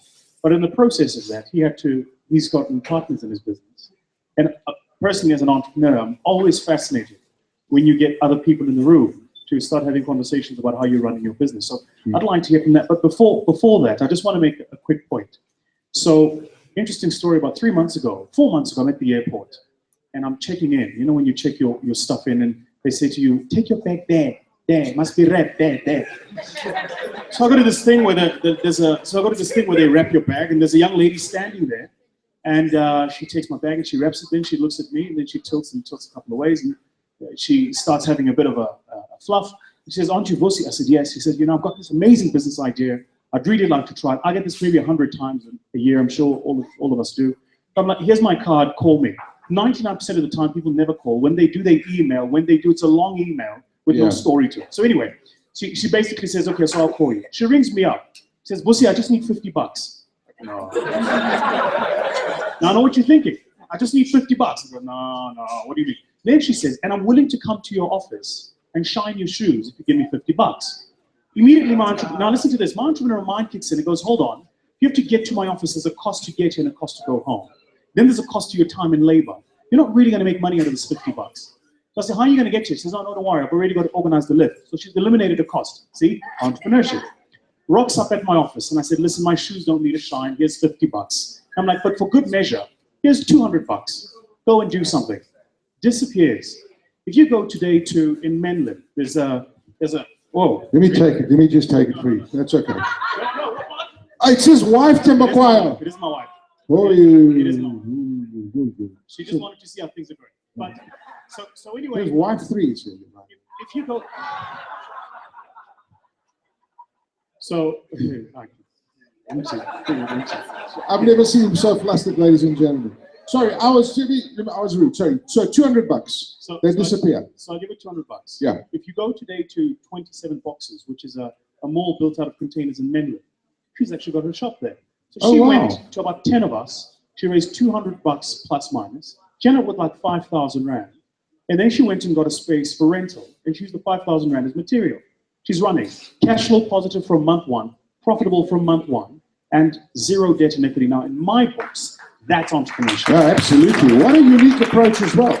So before we go to Gil, Lebo wanted to add something. You know, I think what Mrs. just mentioned is what I was going to mention, because you see, when I started my business, I didn't want to start on debt. I wanted to make sure that I do something that requires more my skill, my talent, and potentially be on a consulting space where I don't have to acquire any type of equipment or any capex. So what I did, I built my income around the media business, because there I sell media space, I get money, and then I produce. Same thing, the event space and the hospitality space. I sell to you the concept, you pay me, and then I produce. So that's how I built my cash flow without having to outlay any capital, because in most cases, we want to go all of us to go buy these many shoes, get a warehouse, go to India, get all the shoes coming here, all with borrowed money. You've got a warehouse, then guess what? The shoes don't move. You are stuck with rent, you are stuck with debt, you are stuck with shoes that don't move because you didn't understand your market, whether they need the shoes or not. So you didn't go and first understand the market, sell to the market, even if you consult or you sell on behalf of someone who owns the goods, so that you can understand the market and then be familiar with the market. Because I believe that if you don't own the market and you don't know the market very, very well, you don't have a business. Do you get what I'm saying? So by the time I got into businesses where I acquire hotels and all of that stuff, I already knew the space very, very well. So I was able to engage the market and make money out of the market because I was comfortable with the market. So what I'm trying to say is, guys, is that there will always be limited resources. But there's one thing that you always have, is unlimited creativity.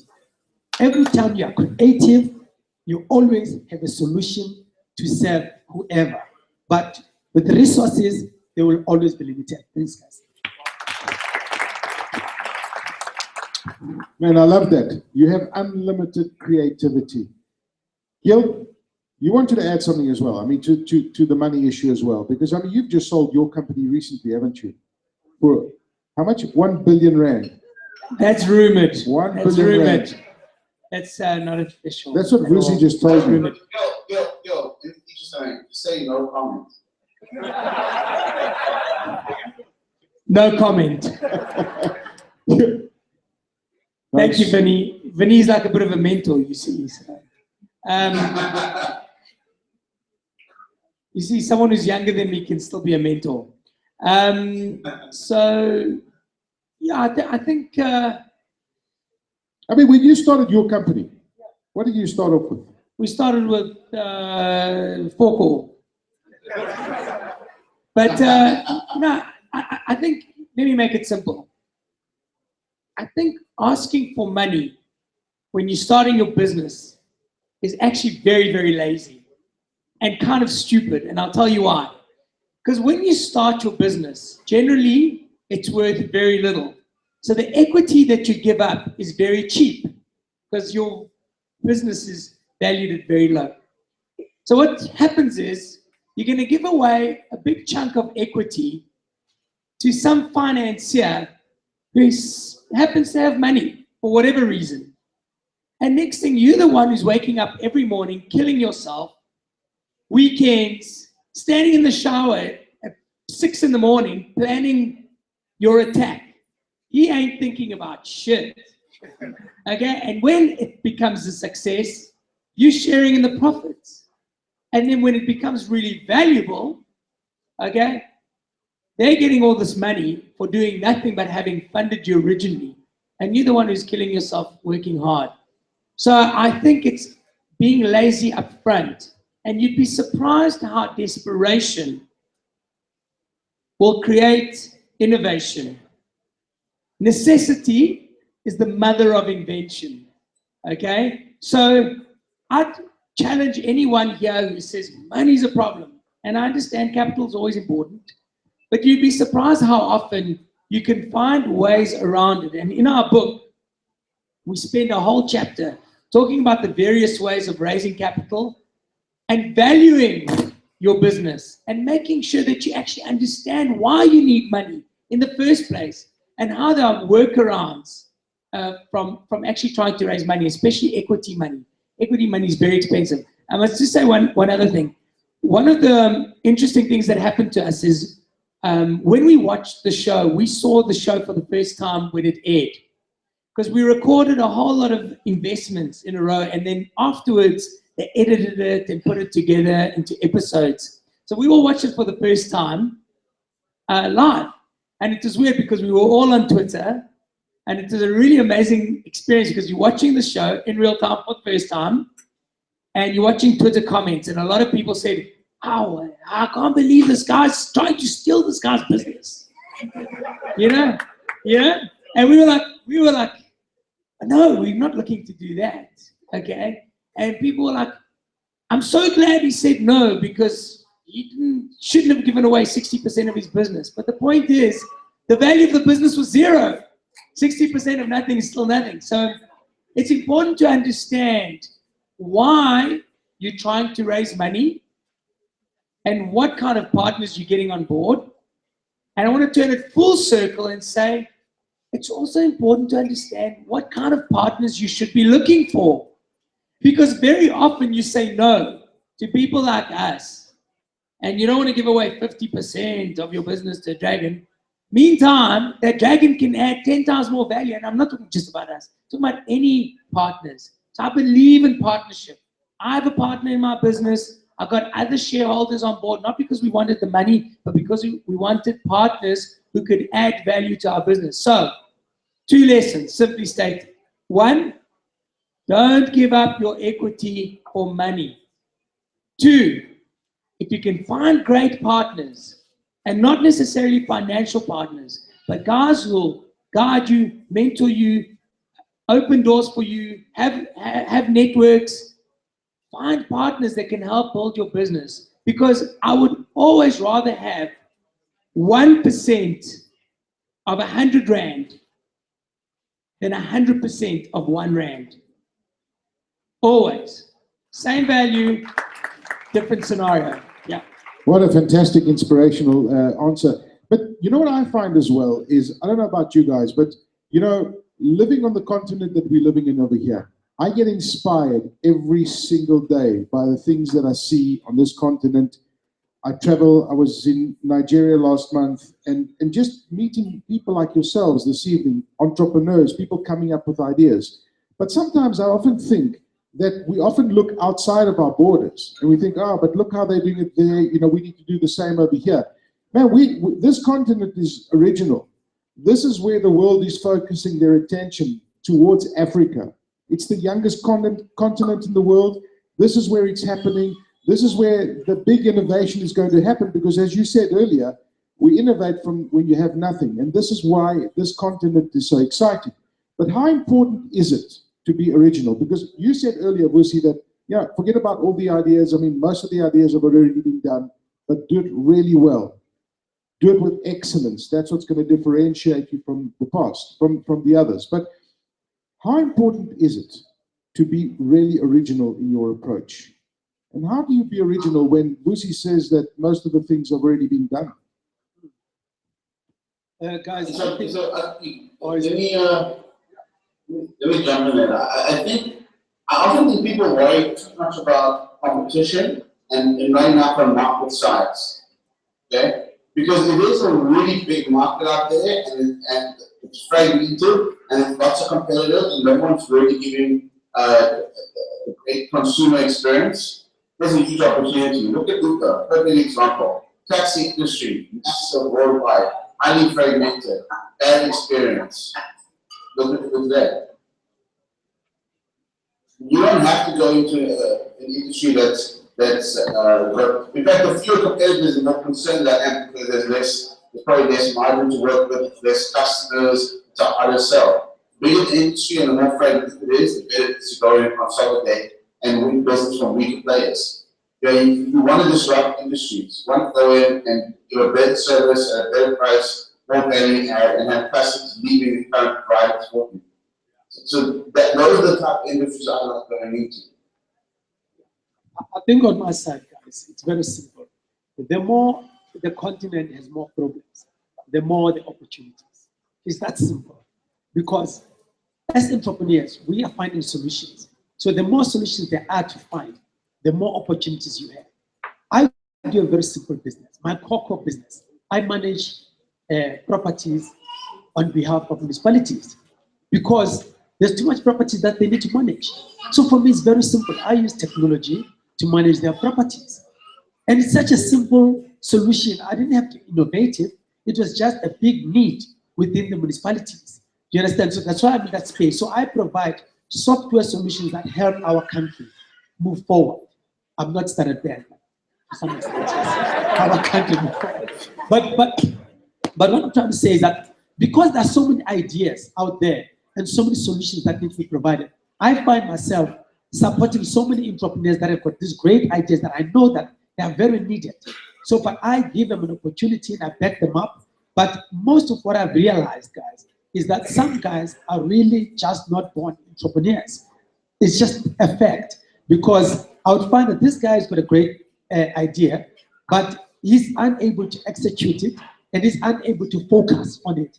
Because for me, I think that people sometimes who are self-employed, they just want to work and not build a business. They just want to work, they just want to hustle people. In fact, I don't like hustlers. Because hustlers, they just want to do something, hustle someone, get something and disappear. You understand? They don't build a businesses, they don't build processes, they don't build disciplines and build a company so that you can provide that solution better in the near future and find even better solutions. So I don't believe in hustlers. I believe in people that build businesses. And if you build on an opportunity, you're bound to build a long-term business. Thank you.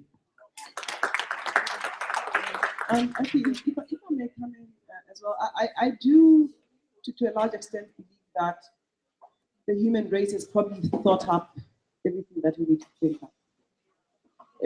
But the opportunity we have today is how we do it better, how we do it differently.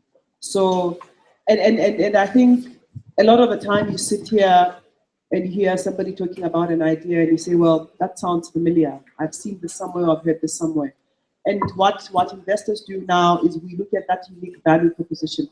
How are you going to do it differently? So earlier I talked about identifying the problem. It sounds simple, but actually that's really the gist of it. So Vinny was making an example of the taxi industry, a very old industry, probably saturated. If you try to start to get a cab today for yourself as a business, everybody will tell you that it's saturated. But somebody said, well, somebody's not doing it well. And that's what actually made the difference. So there was nothing new about the industry. It's just the way that they identified the problem, and then they found a way of solving that problem within an existing industry. And I think that's the future. Busi was asking me, for instance, about do we fund ideas? And I said, well, the ideas are a dime a dozen. And what we find is that because we know that a lot of ideas have already been thought up before, somebody has to first demonstrate that the idea actually has potential.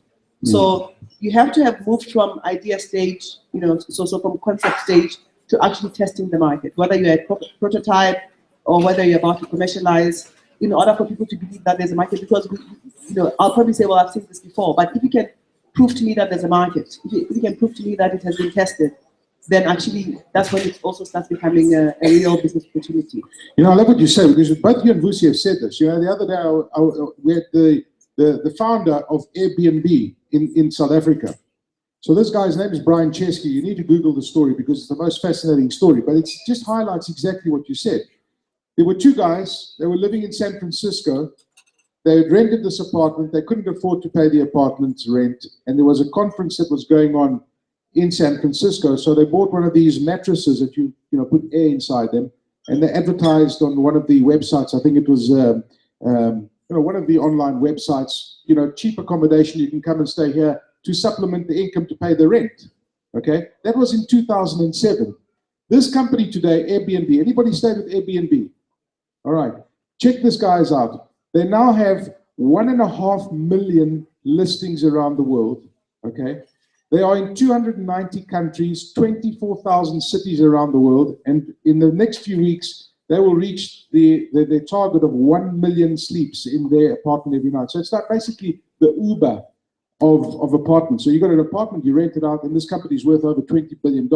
And it highlights what you said. And what this guy said, which was really interesting to me, he said to me, when he told the idea to his grandfather, his grandfather said to him, but this is not a new idea. People are doing this already. But he found a better way of doing it and delivering a better solution. Yeah.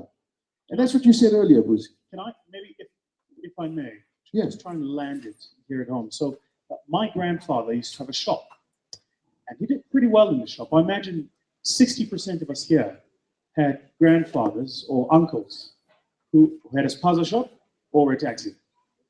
Yeah? Say preach. Here we go. I'm going to testify. So my grandfather had a shop, and he did pretty well at it. He really did, right? But what was interesting is he started his shop in the year 1979, which was exactly the same year ShopRite was started. I am very good friends with the guys at ShopRite. Today, ShopRite will do 118 billion rand in turnover. My grandfather's shop doesn't exist anymore. And let me. So a lot of people hear 118 billion. Let me break it down for you. 118 billion a year in annual turnover is 10 billion rand a month. It's as near as makes no difference, 2.5 billion rand a week, 500 million rand a day, 50 million rand an hour. So the next time you walk past a ShopRite, you go on your knees and you pray to the gods of ShopRite. But for me, the real question it highlights, which is I think that we speak a lot about this in the book, I think it's in the 7th chapter, about the difference between entrepreneurs and growth entrepreneurs. A lot of us guys, because of the history of this country, don't have a DNA of understanding growth. Let's be honest about it. We come from a past where we were not allowed to grow our businesses. So I didn't have a model of how to grow a business because nobody in my family had done it.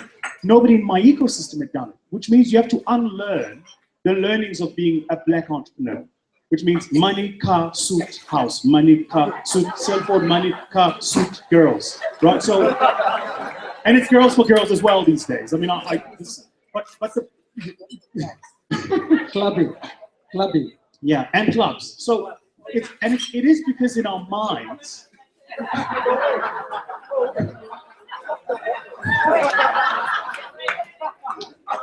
Levo, I don't know anything about these bottles you're talking about. Bottles, guys. No. So for me, I mean, a huge part of the reason we did the project was in the mindset of being a growth entrepreneur. It's what Gil's speaking about. A growth entrepreneur looks and says, I've got this business, it's not really worth anything. I'm trying to raise capital for it. And if I partner with that guy, he's going to help me take my business to 100 million. And if that, at 100 million, I'll own 20% of it, I'm going to do the deal. That's growth entrepreneur thinking.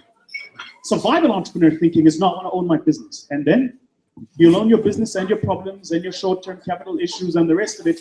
And just like my grandfather, you die with your business. And there's a real mindset shift, I think, as black people, we have to make in understanding what it means to build a corporate entity that will outlive you. Right, nice one. Lebos, He's talking about, guys, he's talking about being a self-employed. His grandfather was literally self-employed, not necessarily the entrepreneur, right? That's what he's talking about.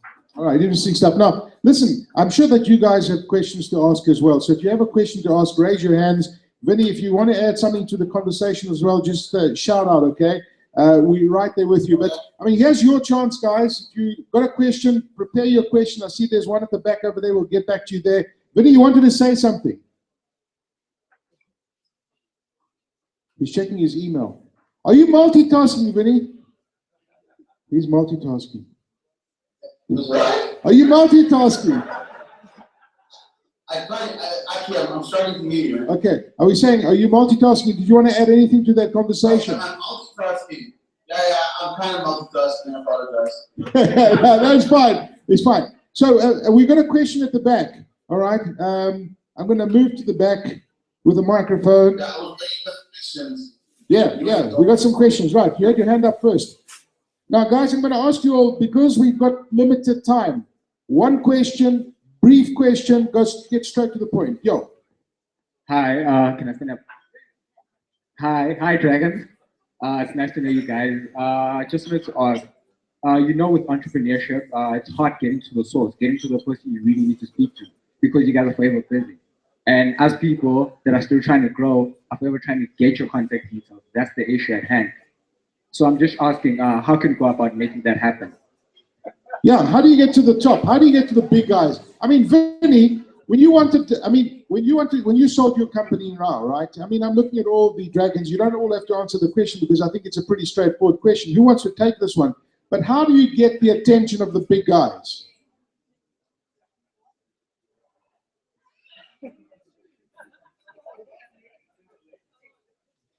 He's smiling at us, eh? All right. There's his details up there. If you want to look him up on Skype, Vinny Lingham. Everybody add Vinny on Skype, and you can get hold of him later. I mean, honestly, here's the problem, okay? So, with, there literally are tens of thousands of people who are trying to get our attention, okay, for investments. There's just so much noise out there. The best way to get to one of us is to one of our mutual friends. So you can find someone who can filter, and I use my network right now to filter. Most of my deals come through referrals or whatever the case is. Someone who said, hey, I've looked at this, I think it's interesting, you should look at it too. And that's actually how Silicon Valley works. It's all about referrals. Yeah, and I'm glad you raised that the network is so important, because, Gil, that is one of the chapters in the book, because this is all about networking. It's not what you know, it's who you know, right? And networking is so important. Absolutely. I mean, in fact, to use Vinny, the guy is now inserted into Silicon Valley. It means that he's you'd be surprised how small that circle is wherever you go. And I find that I interact with people all the time. The connections are small at that level. And therefore, I think we underestimate the value of networking. And that's why I think what you guys are doing here is absolutely incredible, because you don't realize that in 10 years' time, you're all going to be doing this on a higher level. Okay, you've started the process now, but you're going to be doing it on a high level. I remember networking in my early 20s with all these young guys, young entrepreneurs, trying to make it happen, talking shit every day, coming up with ideas, failing, succeeding. These guys are marketing directors, they're big entrepreneurs now, 20 years later, and that's how it works. So we've got an unbelievable opportunity now for the first time in man's history, through social networking, to get access to a lot of people. Before you meet someone, you can get a full rundown of who they are and what they're about. 10 years ago, that didn't exist. It would be a blind date, literally, even in business. So I find that we don't do that enough. We don't realize the value and the importance of networking. And you know why? It's very simple. Because businesses don't do business with businesses. People do business with people. Okay? All right. We got a question over here. Quick question. Go ahead.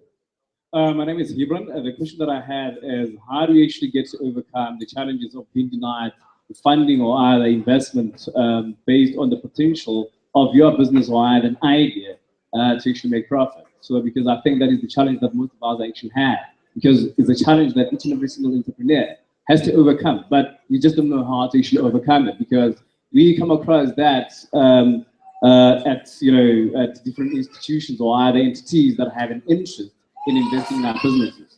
It's not that they cannot invest in our businesses. It's simply because of maybe a negative credit record. But how do you then therefore overcome that? I think Paul is the right one too, because we kind of answered that one earlier, right? Because it's about the money, it's about the approach that you make, it's about having all your ducks in a row. Vinny, quickly, you wanted to say something there? Yeah, I want to tackle this problem. See, there's a big issue that I find different between Silicon Valley and South Africa, okay? The guys in Silicon Valley, the young entrepreneurs that come from all parts of the world, they don't have money either. They're coming from Eastern Europe, they're coming from poorer countries. They're in the same boat. They're staying in hotel Airbnbs for like $29, $39 a night. But it's really it's tough for them, yeah. And what I find the difference is that they come with technical skills. So they have two co-founders, which are developers, one for business guy, the three of them work around the clock to build product. And that's the difference. In South Africa, when I find entrepreneurs, there's always some really cool entrepreneur with a nice business idea, no technical skills, needs to go raise money so they can outsource to a third-party company who's going to hire developers, pay them salary, pay them a premium, and bill by the hour. So there's no sweat going into the projects up front. And this is what the difference is between what you see in other parts of the world and South Africa. I wish I could find more technical programs. People are willing to work for nothing, sweat equity to build their business for a dream, work with a business founder. And Paul and I recently invested in Sweep South, a phenomenal team. Alan's an amazing engineer, and him and his wife have just, they've basically just gone to the wall this past year on a small budget. Even before we met them, they built the system with no money. Alan sold his car, but whatnot. But what they were bringing to the table was that the developer wasn't being paid by the hour. He was working 24/7 around the clock to write the code base and living on oats and whatever else. This is the type of commitment I want to see from entrepreneurs. And the problem is people who come with an idea and without a partner who's going to do the work, a technical co-founder who's going to do the work, that costs the entrepreneurs equity, and it costs the investor money, because it costs the development it soars. If someone needs to work an extra 5 hours, extra 20 hours, extra 50 hours to get something done, you're paying by the hour for the gift shop and making a profit on that. It's not economical. Thanks. And I couldn't have said it better than Vinny. In fact, just to build on the story that he's just shared with you about the investment we did together. We did this investment, it was still at a very early stage, but we invested in it because the entrepreneurs, as you said, had spent the time, made the investment, they had bootstrapped it, and it required a very small amount of funding just to continue to further test it. And without divulging too much information, within a space of less than 12 months, that business has grown by more than 10 times in value. And they've actually been able to raise capital from US investors as a result of that seed capital that we provided. But we believed in the story.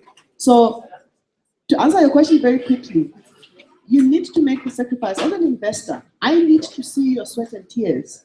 I need to see that you have invested in this business. I need to know that you've gone back to your parents' home because you have to sell your car, you have to sell you couldn't afford rent at your flat, you've run out of all your pension money, but here's the product, and it just needs me to take it to the next stage. Very important. Number two, I do think that historically in South Africa, we have had an aversion to people who have bad credit record for various reasons. But that mindset is starting to change. So I think you need to start looking, you need to start doing your own due diligence on investors.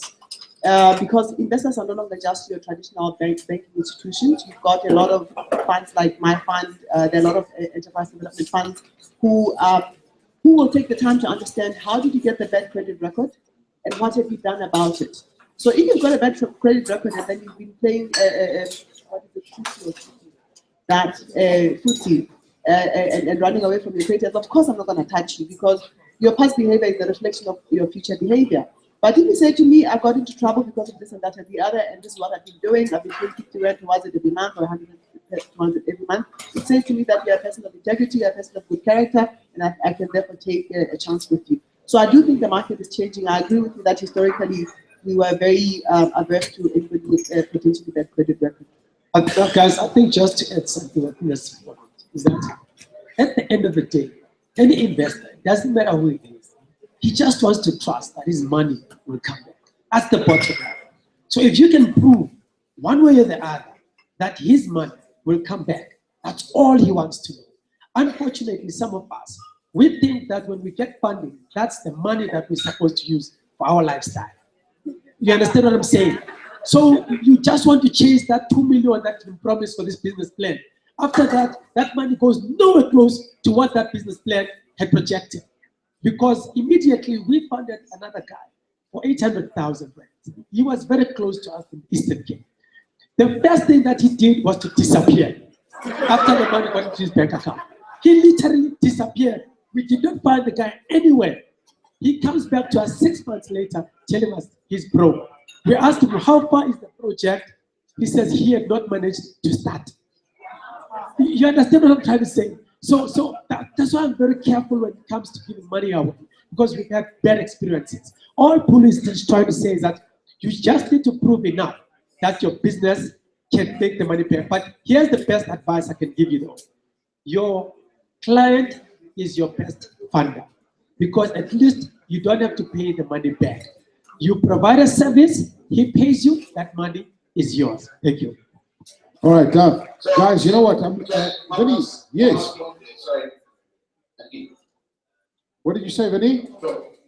My last point is just that, I mean, there are also different types of investors. And so, for example, Lebo and I are very different types of investors. Lebo wants profits, dividends, whatever, to get paid back his money. What I want to do is make sure that there's, I invest only in companies who I think keep growing to become really big companies. Because I know when a company grows to a certain size, even if it's not profitable, there'll be investors wanting to come in at later stages, and I can exit my shares at that stage. So I don't focus on the profits of the company as much as other investors do. I'm a startup, so like stuff. We basically look to create enterprise value. We look to back companies that go from 3 million rand to 150 million rand for businesses, because at that point there's liquidity in the shares.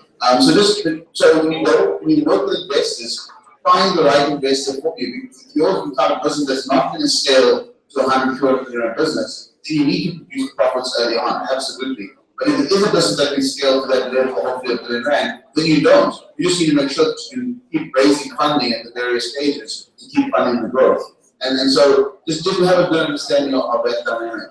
Excellent stuff. I'm afraid that we're out of time, folks, but you know what? The book is called, and for all the reasons I'm in, Essential Business Advice for Entrepreneurs. It covers a whole lot of other range of issues which we haven't even had a chance to cover here today, but it's about being inspired, and the dragons have inspired us. And I'm going to ask each of the dragons just to say a final 30 seconds. Inspire these entrepreneurs. Give these entrepreneurs hope, guys. I'm going to give you each 30 seconds just to give a closing message for what you think people should walk away with tonight. Plant a seed in their minds tonight. And we'll start off. Who wants to first take at this? Gil? Okay, I'll make it very simple. I've got 30 seconds. This is like a 30-second elevator pitch. We decided in the makeup dressing room of the show in the studio to put this book together called And For All These Reasons, I'm In. Because on the show, they briefed us that whenever we decide, when we're ready, we finish off by saying, and for all these reasons, I'm out. And we felt that it was very important to explain to people, what is it that'll make us say, I'm in? So we took the book. The book is a journey. It starts off and the first chapter is the DNA of an entrepreneur. What is it that makes you an entrepreneur? And if you're not that entrepreneur, you read the first chapter, you close the book, adios. But if you read the book and the first chapter and you go, geez, this is me. This is my calling. Then you go on to the next chapter. The next chapter is about the importance of an idea. Is it important to have a good idea or not? What is an idea? Then the next one is about putting a presentation together and so on and so forth. So there's a logical order to the book. It's written very simplistically. It's very honest. It shares all our views, all 5 of the Dragon's views. We don't agree on everything. In fact, we disagree very often, and we put it all in the book. And everything that we make, every cent of the proceeds of this book, all go to an entrepreneurial charity. So it's the least entrepreneurial thing I've ever done.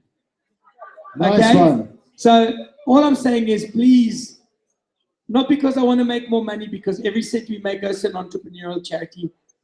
If you really are an entrepreneur, trust me and buy this book. That's my elevator pitch. Polo? Thanks, Gil.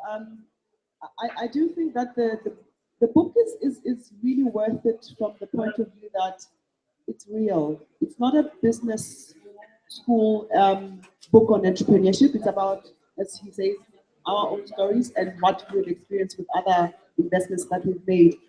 And we are actually going to be launching an entrepreneurial development program on the 17th of August, is it? Based on this book, actually. So we're going to turn the book into a teaching manual on entrepreneurship. And that's what the proceeds of the book are actually going to go towards funding this program. Because we're very excited about entrepreneurship, we're very passionate about entrepreneurship. We know the power of entrepreneurship, and we want to make sure that we contribute towards entrepreneurship in this country because it is so, so important for the future of our children. So we're really looking forward to that, and I think the details of the program will be announced later on. The book will be out by the end of September in the major bookstores, as was said earlier on. But there are pre-orders, I think, on the Hookup Dinner email and stuff like that. So we really look forward to further engagements. We'll be doing a lot of this, by the way, as we unpack the book. Once it comes out, we're going to be doing a lot of THUD events and you know, where you guys will have an opportunity to engage with us on some of the chapters in the book. So we really look forward to further engagement with you guys on that. Thank you. You know, Lucy, I want to add something to your inspirational message, because you're not going to say this yourself, but one thing that I've learned about all of these dragons is no matter how high you get, the success that you can attribute is by staying humble in life. You're one guy that's just stayed humble. It's true. You know, you won't say it yourself, but I'm going to tell you. No, I'm really not. Thank you, thank you. Yeah, so my closing shot would be that if you're a good entrepreneur, if you're a real entrepreneur, if in your DNA you're really an entrepreneur, you're going to tick a couple of boxes. One of them, you hate paperwork. Second, you're writing a business plan, but you find the process long, laborious, and boring, and you really don't want to do it. 3, you just want to get on with it already. 4, you don't know where the money's going to come from, but you have this thing like, no, the money will just come. Just somewhere the money will just, yeah. Just. Going to be money just there. And number 5, and this is probably the most important, you have this amazing ability to discount all evidence. Everything in your mind suggests what you're doing is wrong. And you have this incredible ability to go, no, but this is right. This is going to work. You know, it's like, I don't know if you ever been driving on the road and there's always that lady on the car who, turn right now. I never listen to the lady because I think as black people, we've listened to white people for long enough. That's a different story. Yeah, no, why can't that guy be a comrade? Like, hey, comrade, 10 left. Go now, comrade, now. Yeah. So I would say in parting 2 things. Number 1, if you can write a business plan, write it. And then the very first thing you do once that business plan is written, you get a bid and you throw it away. A business plan is a thinking tool. It's not a living document. Your job is to have a business plan help you think through a set of issues so that you know you've thought through those issues. But understand something about entrepreneurship. It's not an Excel spreadsheet. Every Excel spreadsheet says, every Excel spreadsheet says you're going to make money and the costs are going to go down and the profit is going to do this and the customers are going to come. And then you start and the customers are nowhere and the money's not being paid on time and the costs are being paid immediately. So in your mind, I would say, write the business plan, throw it away. And the second thing I would say is, you're going to start badly. It's going to be messy. You're going to fight. You're going to lose your shirt. You're going to fall down. You're going to make silly mistakes. You're going to be muddy. Just start. Entrepreneurship is an action thing. It's not a thinking thing. You just get on with it and you start. And in truth, it's the learning that you make and the mistakes that will make you a great entrepreneur. That's in chapter 9 of the book, I think. So get the book. Get the book, guys. Listen, and I'm going to ask one thing. All I'm going to say to you is find your advantage. Okay? I'm going to ask him, can you sing? Can you sing? Just sing one note. One little note. Just sing. Play the song. Do, re, mi, fa, sol, la, ti, do. Apparently he can dance though. We've been told see, reliably. The idea here is that once you find your advantage, you've got a strength in your business. That is you. If you don't have an advantage anywhere else, you find everyone else that will complement those disadvantages. Do you get what I'm saying? Now, secondly, when you are not finding the advantage, that is you. Do not force yourself because you are passionate about that space. If you cannot sing, admit that you cannot sing.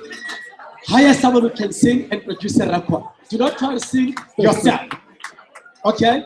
Secondly, because you're going to go embarrass yourself on idols. And we all don't want none of that. Secondly, is that once you have found your mojo, your advantage, then build yourself all around that advantage. That's all I'm saying to you. Find everyone else to compliment you because you don't want to embarrass yourself in the marketplace. You say you are a creative director and yet you are not creative. Thank you. Yeah, well, that's good advice. And Vinny, you've been listening to everything. I mean, what advice can you give our entrepreneurs here tonight in the closing comments? I'll give the advice I always give out to everyone. Focus. You know, one of the things that annoy me the most with entrepreneurs starting out for the first time is, I mean, they've got this amazing vision. In long term, they can think through where the business is going to be in 2 years, 3 years, 5 years from now, but they cannot execute the day-to-day, the month-to-month. And that's because they're so focused on where the company is going to be and not where the company is today. And so it's really important just to focus on what is it you're building, who is the customer, and how do you make money or how do you build this business, and keep it as simple as possible. You know, the more complexity you add to business, the more execution risk you have in it. Find one thing, do it exceptionally well, and sell it to as many people as possible, as many companies as possible, until you cannot sell it anymore. Then add other products and services, then start getting creative with your own goals. But establish a feature business, something that you will be famous for, something that you will recognize your company for. Don't do 20 things. You want it really well.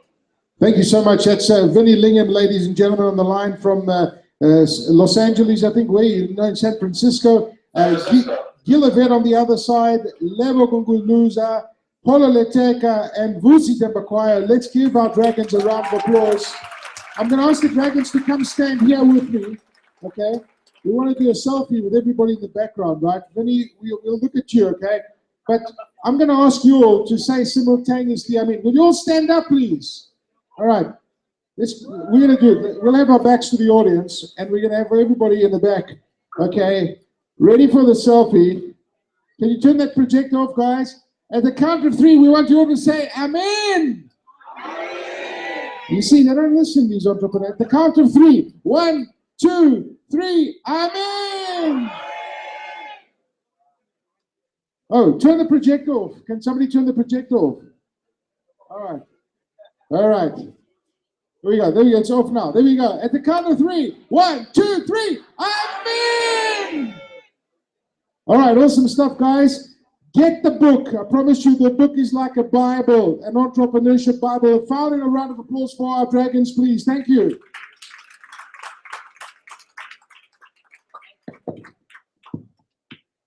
Wow. I don't know. Do we continue after this? How crazy, right? I'd like to thank you guys. Exit on that way. All right, we've got 2 more items, and they're very important, and that's why we've got to do them. The reason you came here is to network. We're only going to take 10 minutes, so let's make sure we utilize those 10 minutes effectively. Groups of 10, not 2 people, not 3, not 4, groups of 10. I hope we hear that part correctly. In those groups of 10, you each have a minute, just 1 minute, to introduce yourself and what you have to contribute or share. It's that important, it's that simple. Out of that, you share business cards, you keep it simple. It's an icebreaker, it helps you to continue a conversation with somebody that you wouldn't have been able to converse with otherwise. Randomly, make sure that it's not with your partner. If you came with your wife, drop. If you came with your business partner, share pants. Like, make sure that it is people that you do not know that are around you. Randomly, starting now. Groups of 10 in this room. Let's move around. Groups of 10. Exactly a minute each. After 10 minutes, we cut it off and we come back. Groups of 10, not 2 people.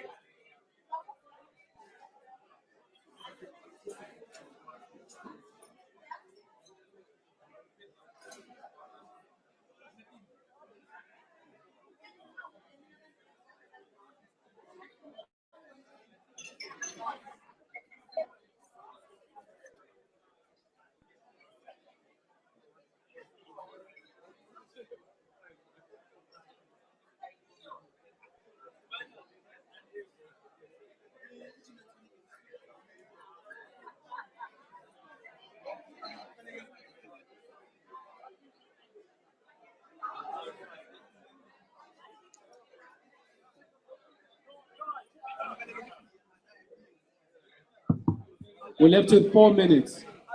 So if you're yapping too much, you might lose out. 4 minutes left.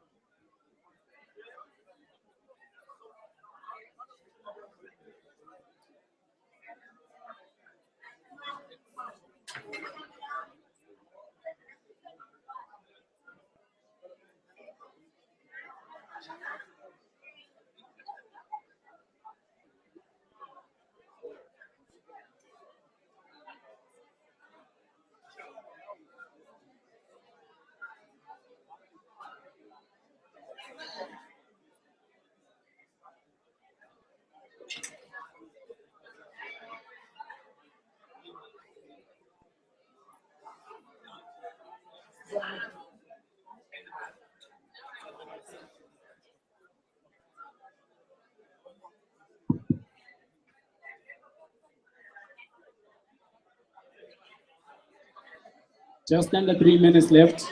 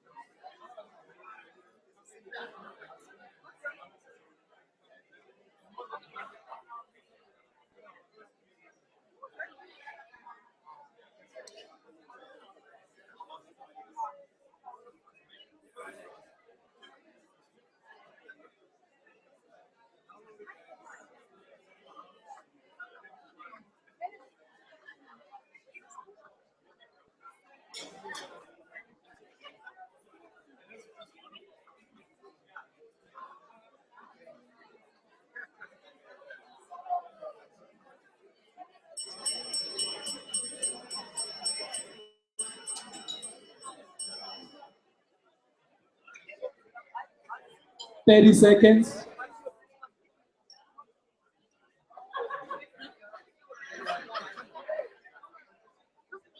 $20 seconds. Wrap it up, wrap it up. Wrap it up.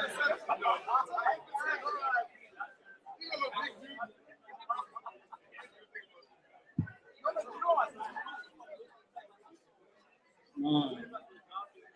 5 seconds left. Right, let's get back in, guys. Let's get back in. We'll network after. Let's take our seats. Let's break it up. Let's break up those groups. Let's take our seats.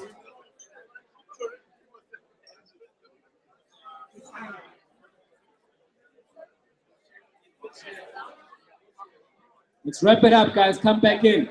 Let's get back in.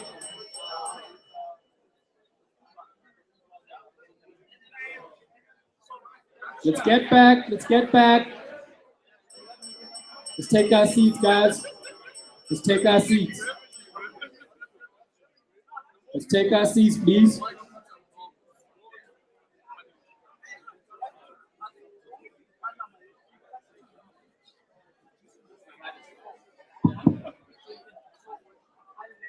Let's take our seats, please.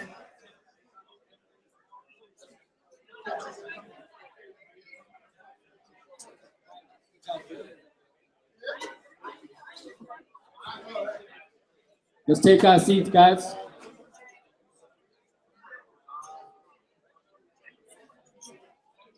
On this side, let's take our seats. We need to get back in.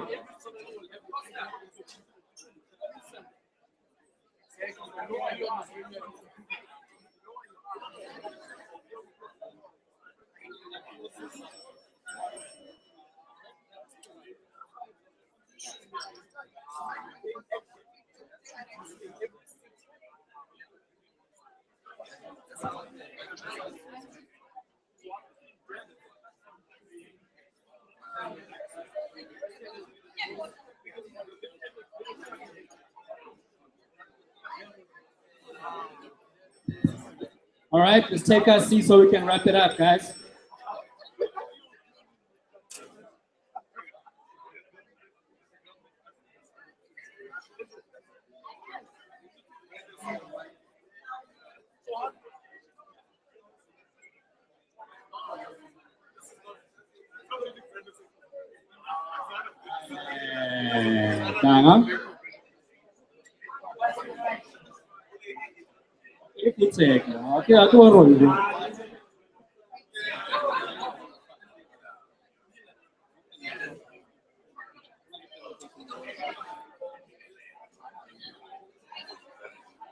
Can I ask that at the back by the door?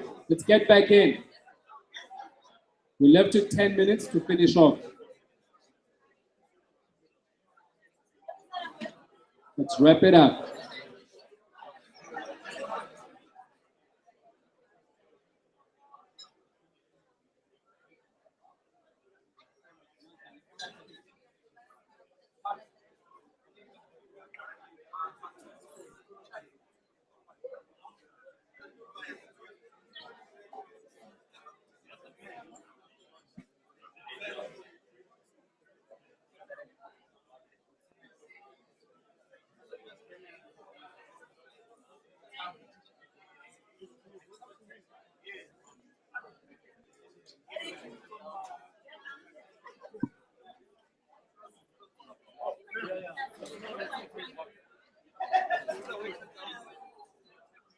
So how did you guys feel about that? Was the networking mix-up valuable? Something that you find valuable? What are your thoughts? I actually want to hear thoughts. Yes. On the spot. Hi everyone, this is my first time here, and I'm definitely coming back to this place. Got to meet a lot of young minds, innovative people. I just found out about an app called Party, where you can just go on there, see where the closest party is. There's even a map can just take you there. You can even call some cab or something. It just does it all for you. It's awesome. And you can even comment on there. It's amazing. So yeah, Thanks. The reason we do these mixes is to ensure that people get to know each other. We try and be very intentional about it. Next up, we're going to introduce Trudon, who are going to announce the prize. But in announcing the prize, they need to share with you the partnership that we're getting into. All right. Before Trudon comes up, I'm going to go over there at the back and get everybody breaking up here. Guys, at the back here, at the back, please, 10 minutes is all it takes. Can we break it up here and get back into the program? That is all I ask. Can we cut down on the noise?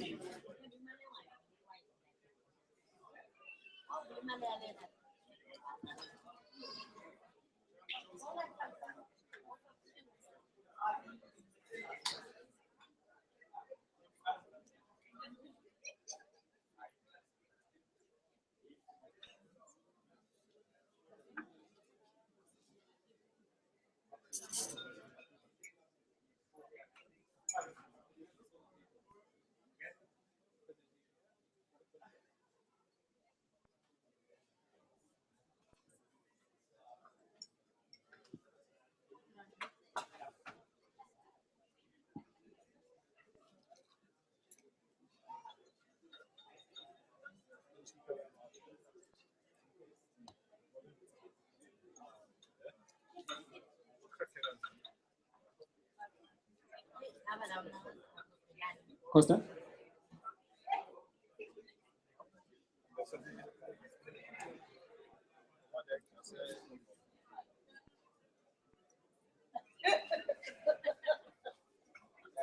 All right, while she prepares for it, I just want to get feedback, just a bit more.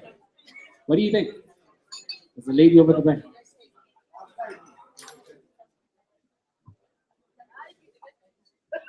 Thank you. And it was my first time at this type of event. I think there's a lot of value to be gained from this type of network. There's things that a company does that you're not aware of that you could leverage off, that you could use for your particular company. And I think these are the things, these are the missing links that we sometimes miss. I come from a government department, and we struggle to find where companies can leverage with each other, whereas they think that government has that answer. I think it's a great platform to be. Thank you.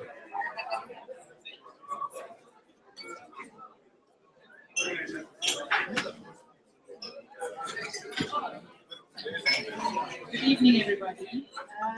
Thank you for having us here. Actually, it's been quite a privilege. We've learned quite a lot, even from the Dragons, and I'm sure that it's been quite a benefit for you guys as well as small businesses.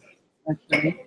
I want to introduce ourselves. We are Trudon, and you may not know who we are from the company name, but you would definitely know our brand. Our brand is Yellow Pages. That's what everyone knows us for. Okay, and we're actually in the business of connecting SMEs like yourselves with consumers that are looking for businesses and services locally. We have other companies also in our stable, but we've got an agency that does a lot of work above the line and below the line, and they do some online work as well. And we've also got a smaller business called Beads Machine, and they focus primarily in the digital sphere. Okay, and offer businesses like yourselves services in the digital sphere and advertising services. Okay. Another asset that we have, and it's a JV that we have, it's called Compare. Compare is a comparison site where you can go on and compare products and prices and specs of products if you are interested in. Okay. So that's just a little bit of a background.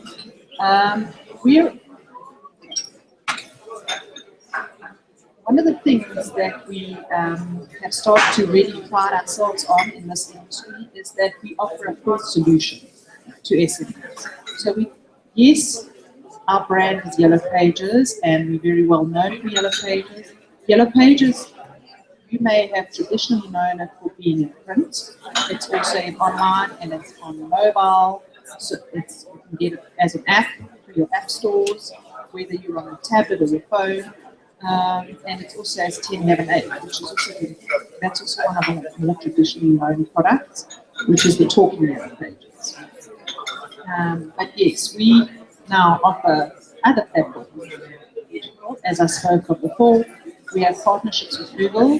We're the first premier SME partner with Google, and we offer that to our SMEs. We do SEO, cloud services, we build websites, we offer banner advertising. So you can see it really is a full service solution.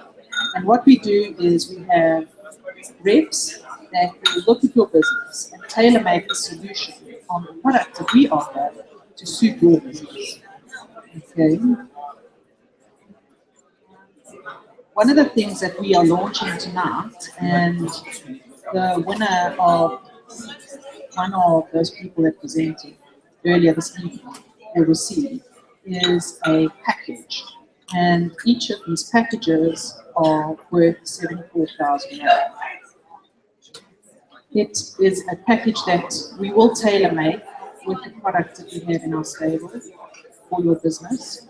Okay, so it will probably include some print, it will include some digital, and maybe some other online products. Okay, but this competition that we're launching, we're only launching through THUD.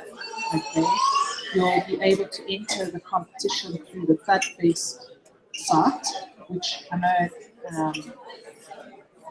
Dr. Lifegood is going to talk to you about it now as well. And there are some criteria, obviously, with regard to this competition. Okay, you need to be a 100% black-owned business. You need to be a registered business. Okay, you need a letter from the bank, and the reason why we need that letter is just to know that you are actually running a business, and it's not for your own personal whatever. Okay, you want to promote the business. That's what you're in the business to do, to promote your businesses. A DE certificate, and as long as you haven't advertised with THUDturns in the past, then you would qualify for this. Okay. There are some questions that you would have to fill in terms of the competition. Okay. Once you fill them in, THUD will then supply us with a list of the people that have completed the questions, and then we will then put you guys into a draw, and we will draw out winners. We have 50 places that we are going to be handing out from now until the end of March. So there will be, each month we will draw some winners, and we will contact you guys and then let you know, and we have a representative also meet with you so that we can then design a package that's suitable. Okay. In conclusion, if you need to know anything more about THUDturns, we have a website, www.thudturns.co.za. If you want to know any more, we have all our products and services on there and all the information. We also have a contact page, so it's a get in touch page. You can go there. Those emails come directly to myself, and then what I do is I farm the leads out to our sales guys so that they make sure that they contact you guys. Okay. And then just in terms of what we are doing, it's our business to grow. Okay.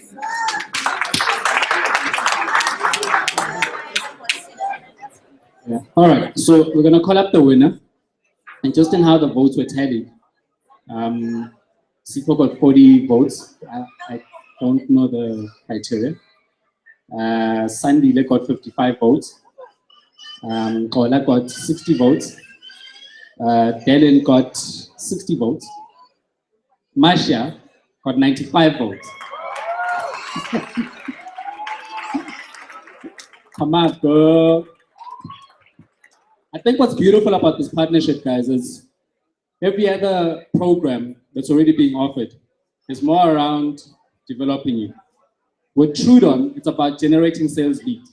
We need to be making sales in order for our businesses to thrive. And I think this is what I love about this partnership. And then I'm going to also ask YDD to come up, because the prize doesn't just end off with a check from THUDturns. It's also an opportunity to be on radio so that it fits directly into your sales pipeline. I'd like you to tell them what YTD does just quickly.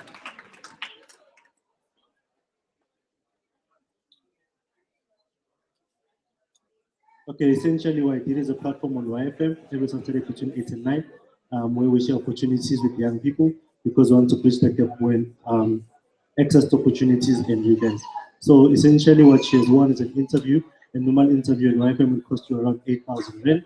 So she'll be getting that interview. So not tomorrow, because the show is, but she'll let you know when you can listen to her. Basically, we'll brand it, package it very well in order for her to say, I've been featured on GP's #1 frequency, which is 99.2 YFM. All right. You know what makes me proud about Masha? She came up here with an idea. The first time when she pitched at the hookup dinner, it was an idea. That's all she had. And she was so scared. And we've been walking the journey with her. Today she's got a business, she's got a workshop in the township. She went through SAB Kickstart that helped her with some grant funding. And she's got a workshop, she's got machinery in there. And it's about progress. You can only imagine where she's headed next. And it's just those little steps that we're literally trying to walk with the entrepreneur. We'd like to thank you for that. We will be sharing more information through our email channels and digital channels in terms of the opportunities that exist. I mean, we've got the Festival of Entrepreneurship that's coming up later in the year, but we'll be sharing it through our digital platforms and you'll know more through the media as to what's going to go on from there. We'd like to thank you for taking the time out to come out tonight. Also thanking you for being patient with our timekeeping. Because we had the dragon limit, we had to stretch a bit. We're hoping that you will forgive us for that. We normally finish off at 9, as you know. Thank you so much. Have a great evening, guys. Take care.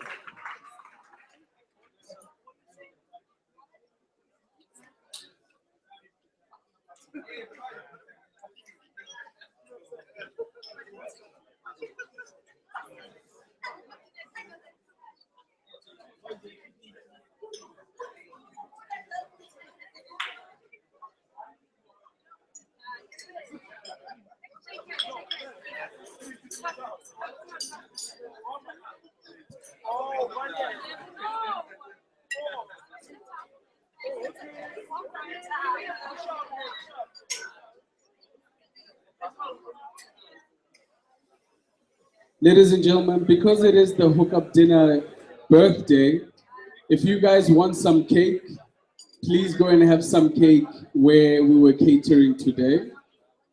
Thank you.